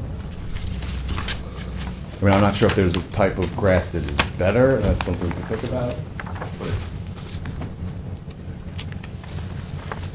We can certainly try to investigate areas, ways of listening to the board and reducing nitrogen discharge, or amount of nitrogen reaching the buffer.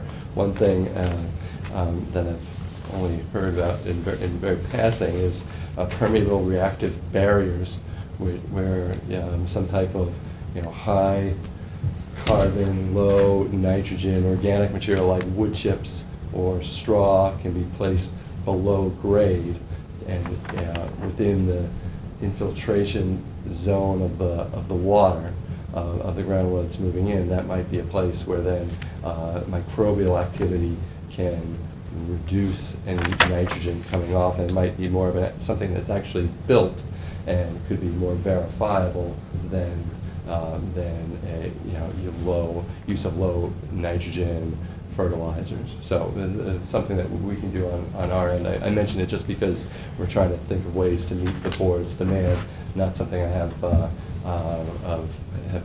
done before, and but that's something that we can look into. I think the trench drain, though, if the concern is runoff, putting a trench drain around the top of the pool area, that would allow water to either infiltrate before it hits the slope, and then an alternative would be a trench drain at the landward side of the buffer. Items that we can look into. Would you, I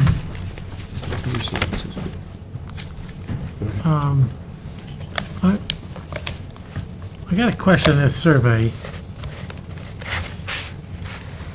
Maybe the answer is you're different surveyors, but on one, the approved survey of August 28, 2020, I'm looking at a dotted line along the west property that says 4, which I presume is the 4-foot contour. yes. On the marked up sketch, it's a Joshua Wicks survey. There is no such 4-foot contour in that location, but rather it's much closer to the floating dock. Yeah, the way I see it, I'm picking that up too. You have it, that 4 is within the buffer, very close to the dock. Yeah, that's where that 4 picks up. So what's the contour where the staff sketch draws a straight line? It's near the 6, but below the 6. If you're looking at which plan? Well, I'm looking at the Joshua R. Wicks Okay. survey, received May 24th, 2023. Looks like it's also received November No, the Wick, right, the 2nd, Wick survey 2022. has, I guess Choose what I any date you would want. consider the important issue here is that the 8-foot elevation runs roughly around the pool. It kind of rings the pool. That's on the Wick survey. Mhm. And then you see that contour pick up at the 6 in a very similar in the similar distance, I would say, away from the pool.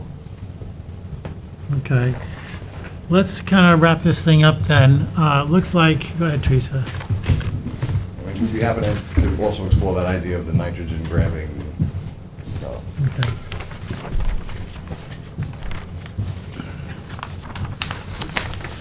Teresa Mason, again from the Environment Division.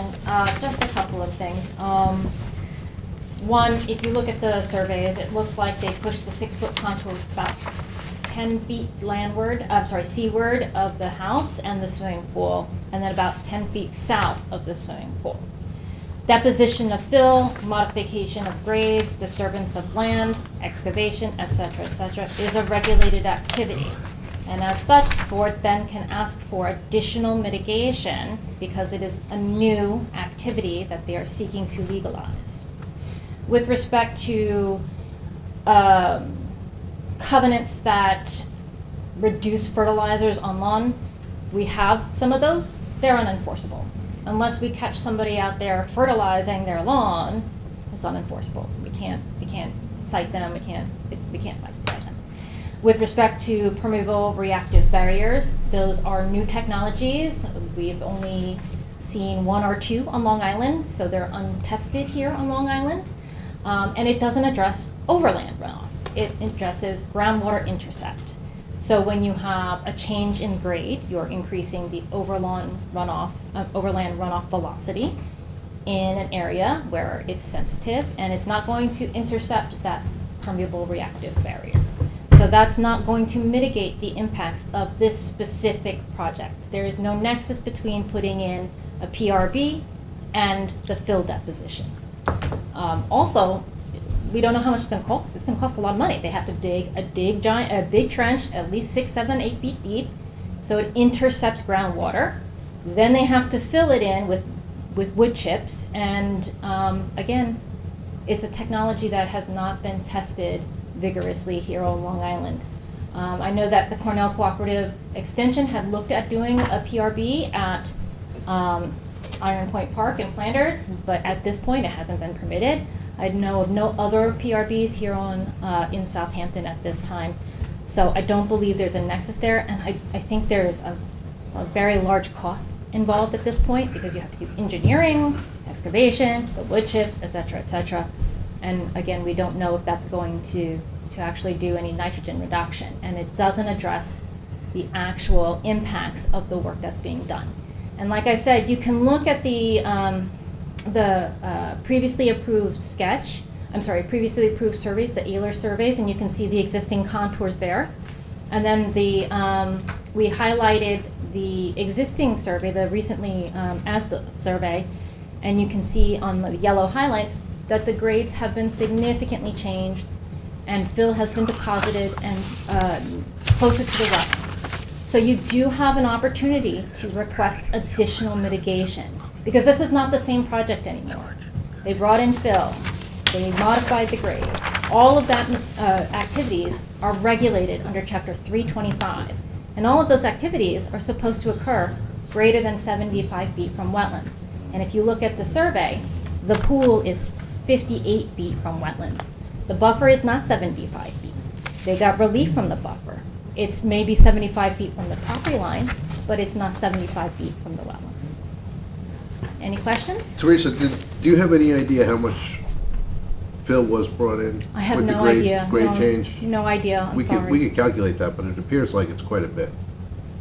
Yes, it does appear to be quite a bit, more than what would be excavated out of the pool. Oh, absolutely. Because based on I'm assuming that the pool is only 5 feet deep, because otherwise it would be less than the 2 foot required by the permit. So that means 3 feet of the pool would be in grade, or would have been in grade. So that's not that much soil to be excavated out.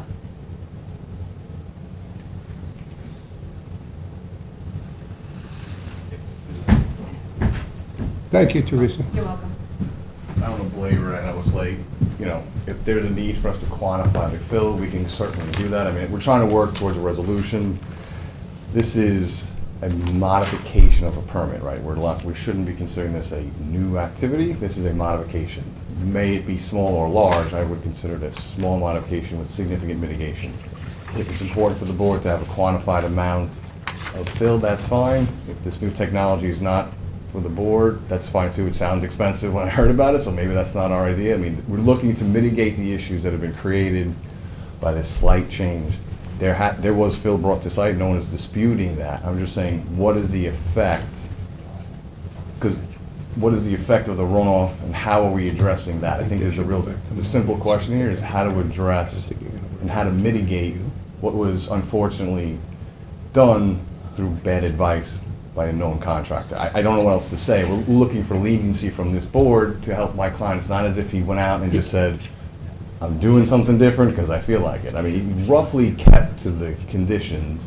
What was done instead of decking was dirt. I'm just trying to make sure we're not amplifying a situation that is, in my opinion, and I believe you heard it from Mr. Bowman, is mitigatable.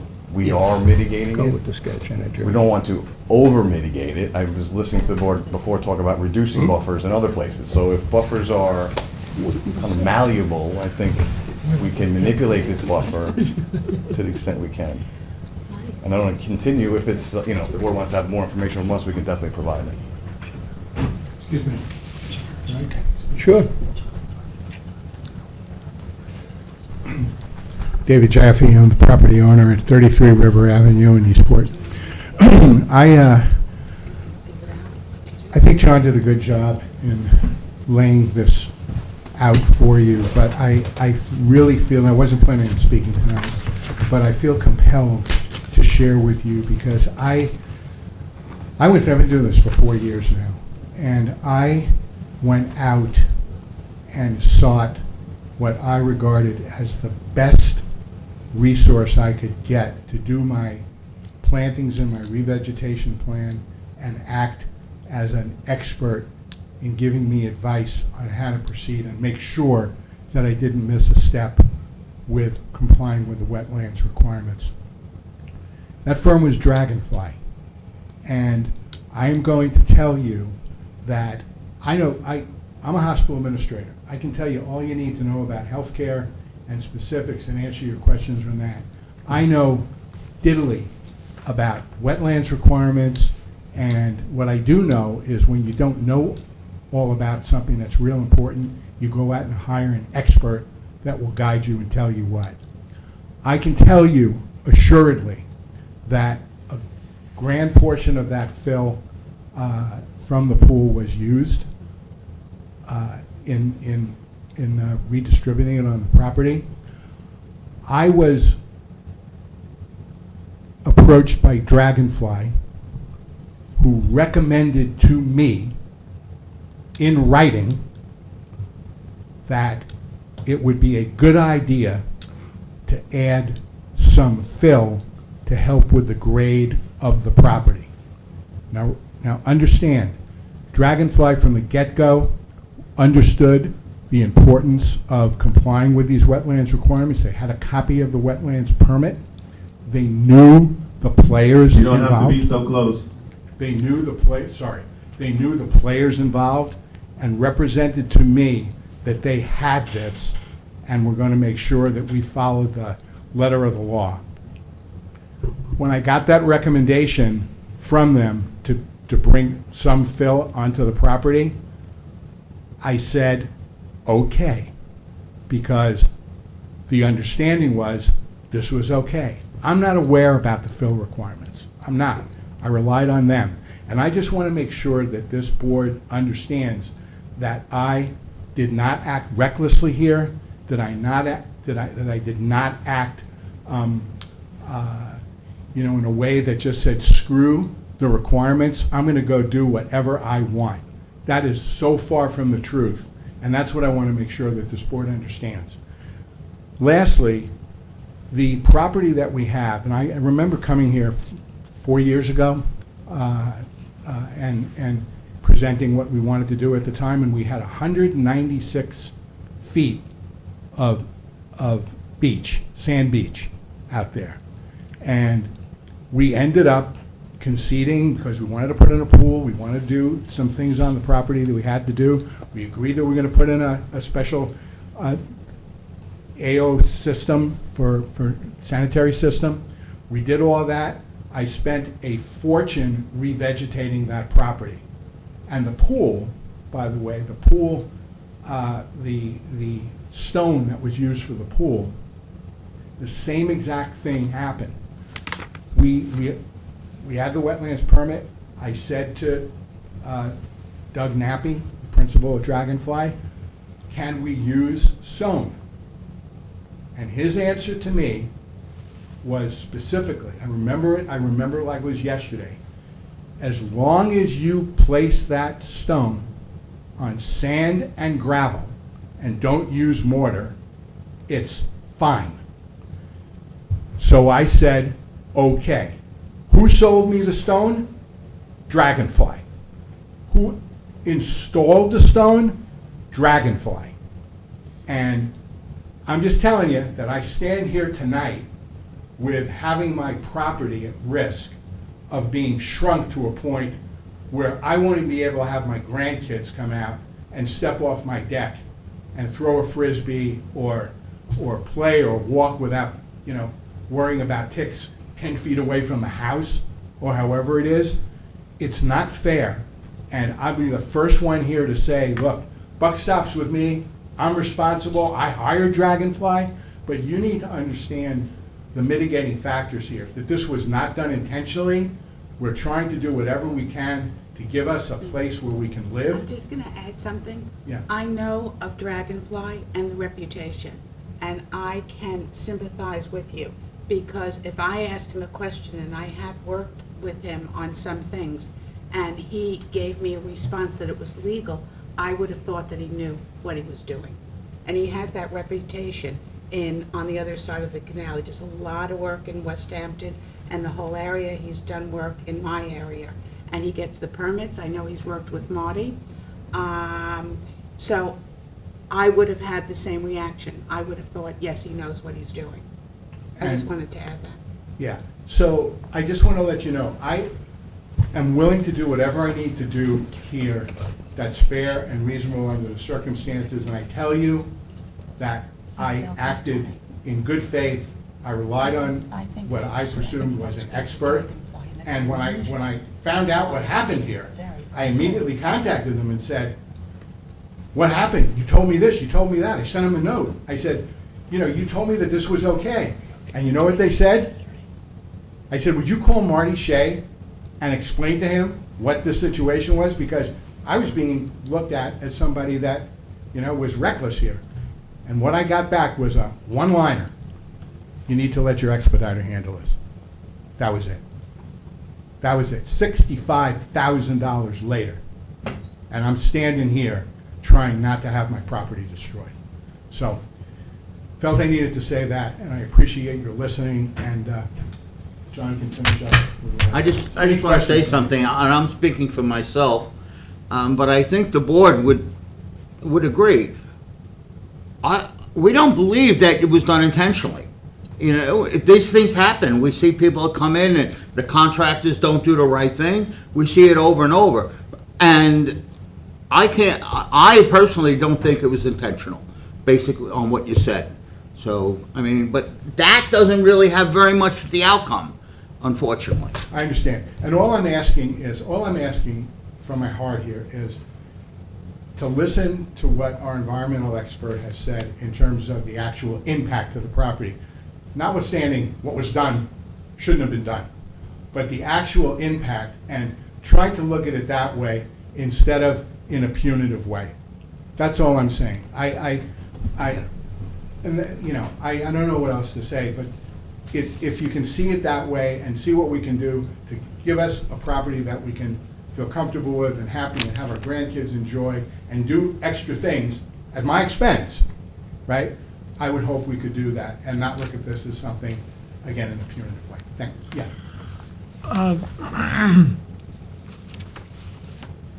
We've heard a lot of testimony, both sides here, a lot of people talking. We haven't zeroed in on just what is the best thing here. There are some things we can do. We can go back and adjourn this and do some measurements to see how much fill it is. We wait till Marty gets back. We can do some more things. The other thing that I'm hearing from some of the board members is that some agree that 30 feet is more than what is completely necessary. The number that I'm hearing, though, is, and this is just to throw something out here, just to see if we can just close it tonight and be done with it. If you say 20 feet is acceptable, I believe enough board members will say yes to make it work. Otherwise, we can adjourn this and try to do something else to figure out. I wish I could. I can't. There's every inch of me here wants to see this resolved. But the 10 feet that exists right now, and that's what the number is, it's 10 feet. The beach grass out there is 10 feet, and what we want to do is we want to continue that beach grass because of the look, and it really is thick. When you look at that beach grass, it's thick, nothing's getting through there. Continue that beach grass for the rest of the length of the sand, and quite frankly, I came here tonight not wanting to, because of all these circumstances I'm saying, if we had to, okay, if we had to, I go another 5 feet, which would make it 15 feet, and that still gives us a lot less space to move around. But just to get this disposed of, I would do that. And I'm gonna tell you the other thing, and I know you can't hold me to this because it's hard to monitor. I am, in terms of the environment and wanting to do the right thing and not putting pesticides down, I was blowtorching my gravel driveway, okay? And I had guys coming in and say, why don't you use the, what's that stuff? The stuff that kills. Why don't you use the Roundup? And I said, I got grandkids that walk around here. I don't want to die of cancer. I don't want my family to die of cancer. I don't want to breathe this stuff in. And you know what I did? I took the blowtorch and I went out for 3 hours and went with that blowtorch and killed the weeds that were coming up in that. And that's the same thing we do in the backyard. I have someone that comes in and sprays for ticks, right? It's only organic stuff. Only organic stuff. And, that's what we do. That's what we do. That's what we do. And if I'm told that there's a better way to do my lawn and not, endanger the environment, you have my word that I would do it, and I know, you can't trust everybody, but I would absolutely do that, and, because I want to do the right thing. I do. I'm a citizen of the community, and I fish in those waters, and I swim in those waters, and I don't want to see it contaminated. And, so, you have my word on that. So. Any other questions? Thank you. Did you want to say something? No, I think we've exhausted this. I would like to Okay. hear your thoughts. Smart. Yes, You're under your money, boy.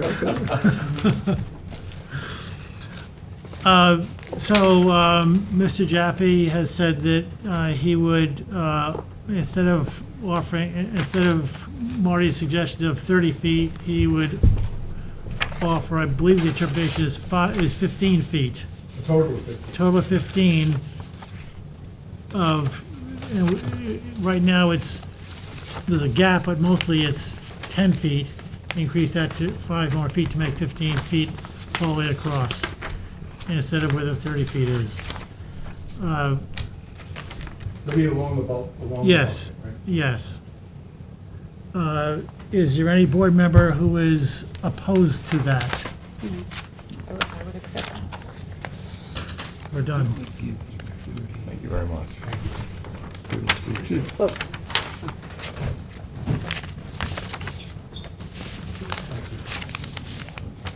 Is there anyone in the public who wants to speak in this application?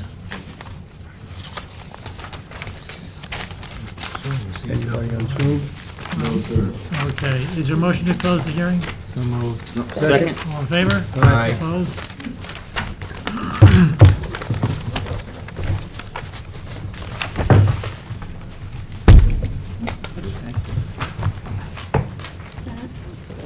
Advisory reports, Planning Board, Rothman Dynasty subdivision.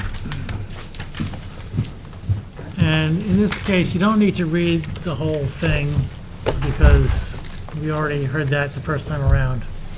Right, so the Rothman Dynasty subdivision is located at 27 Lower Seven Ponds. They're looking to divide the existing the existing property into 2 residential lots. There's a house on it now.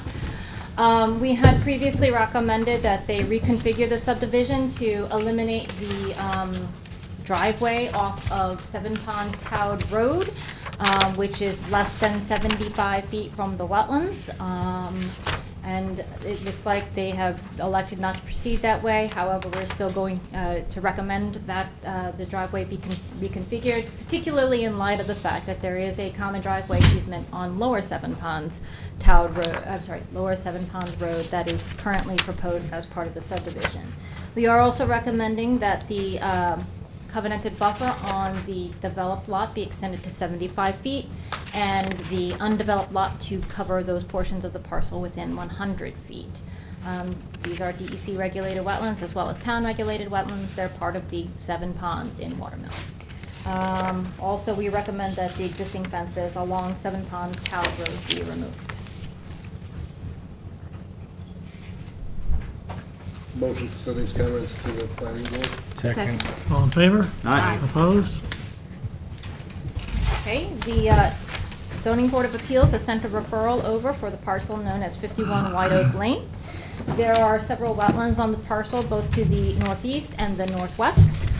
The wetlands to the northwest are DEC regulated wetlands. The Conservation Board had issued a wetlands permit in 2022 for the construction of a swimming pool south of the existing residence, and they are seeking a rear yard variance, a side yard variance for the proposed pool. The survey that they had submitted to the Zoning Board of Appeals is consistent with the survey that was approved by the wetlands permit. Move to send these comments to ZBA? Second. All in favor? Aye. Opposed? You've issued wetland permits in your packets. Resolution of conditional approval A 022028, Denise Sokolich, and this is postponed to June 14th. Is there a motion? So moved. Second. All in favor? Aye. Opposed? A 022039, Helga Weimeyer. Any discussion?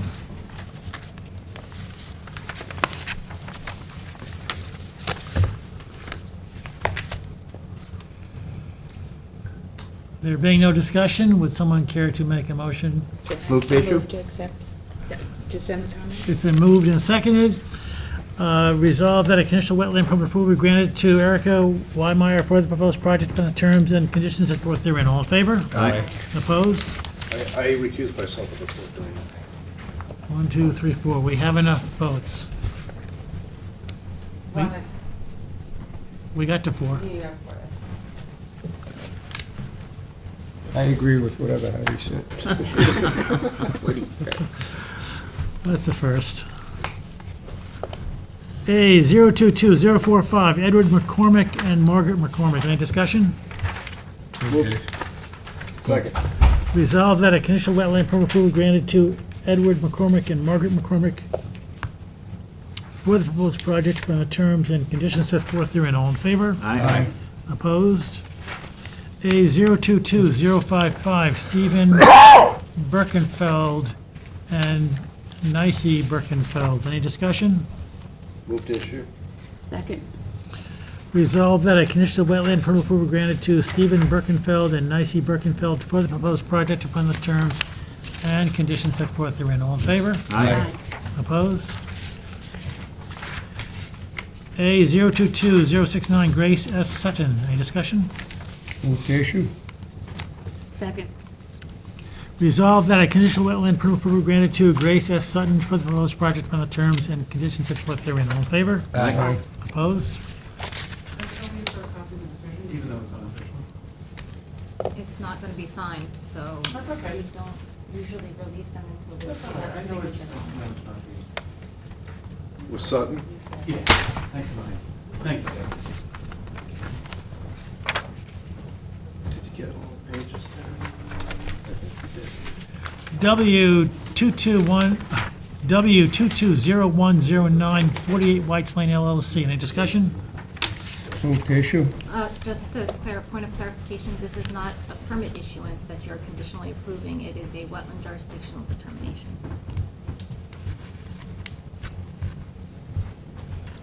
We got a, you moved it, and is there a second? Second.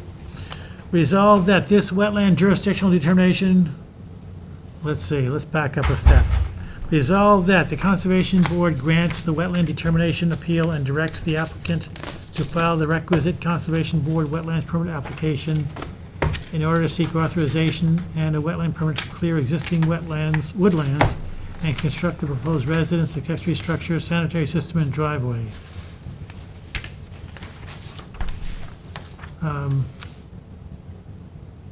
And those wetlands are, To the parcel to the south and to the parcel to the east. okay.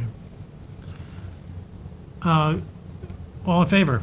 Aye. Opposed? Preliminary review signature determination, A021076. Nicholas Christopher and Penelope Christopher, postponed to June 14th. So moved. Second. All in favor? Aye. Opposed? A022012, Giretti Fufa, postponed to June 14th. So moved. Second. All in favor? Aye. A022029, Donna Cavazzini. Teresa Mason from the Environment Division in Southampton. The applicant is seeking to legalize various structures inclusive of basement conversion, garage conversion, expanded patio and deck, unauthorized hot tub, and shed. And relocation of the unauthorized hot tub and shed.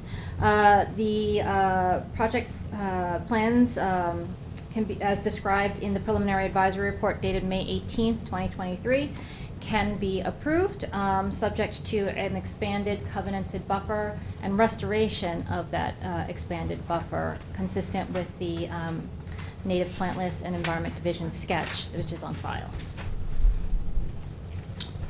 And we do recommend the public hearing be waived. Motion to waive the public hearing? Second. Resolve that the Town Conservation Board hereby waives the public hearing requirement pursuant to Chapter 325, Section 325-80 of the Town Code. All in favor? Aye. Opposed? A022082, Erlinda Bildner, postponed to June 14th. So moved. Second. All in favor? Aye. Opposed? A022098, Amnon Ziggy Benheim. Teresa Mason again from the Environment Division. The parcel is located at 4529 Noyak Road in Noyak. The applicant is seeking to clear existing natural vegetation and build a two-story single-family dwelling with a deck and a septic system and finished basement. The applicant has maximized setbacks to the maximum extent practicable. The house is not unreasonably sized, and they are proposing a buffer of almost 75 feet. As such, we are recommending the public hearing be waived and the permit be conditioned on establishment of the buffer, as shown. Motion to waive the public hearing? Second. Resolved that the Town Conservation Board hereby waives the public hearing requirement pursuant to Chapter 325, Section 325-80 of the Town Code. All in favor? Aye. Opposed? A023016, Harbor Watch Development LLC.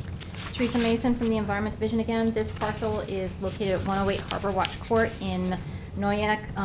This has some history. It's the former cider property.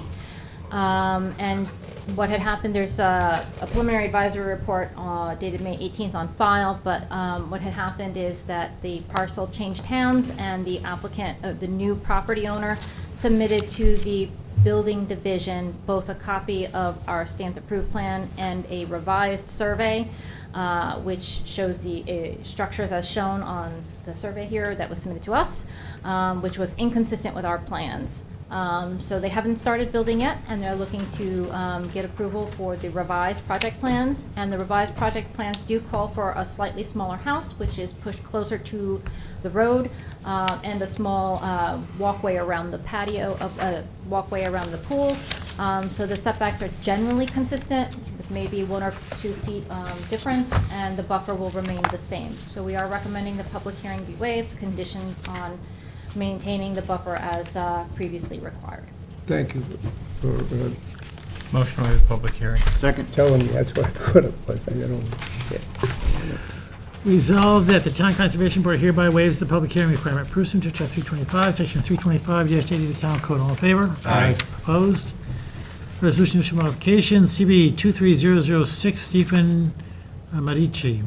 The wetlands permit was issued to grant approval to remove some unauthorized decks, reconstruct existing decks, and that was conditioned upon establishing a covenanted naturally vegetated non-disturbance buffer. The applicant is now seeking about a 47, 48 square foot addition to the house for allowance for a garage. The proposed garage is over an existing driveway and outside of the area of proposed buffer. As such, we are recommending approval of the modified permit. Motion issue to modification. Second? Resolved that a wetlands permit modification be issued to Stephen Medici for the proposed project on the terms and conditions of 1230. All in favor? Aye. Opposed? Motion to adjourn. Second. All in favor? Opposed? Thank you all. Thank you, Charlie.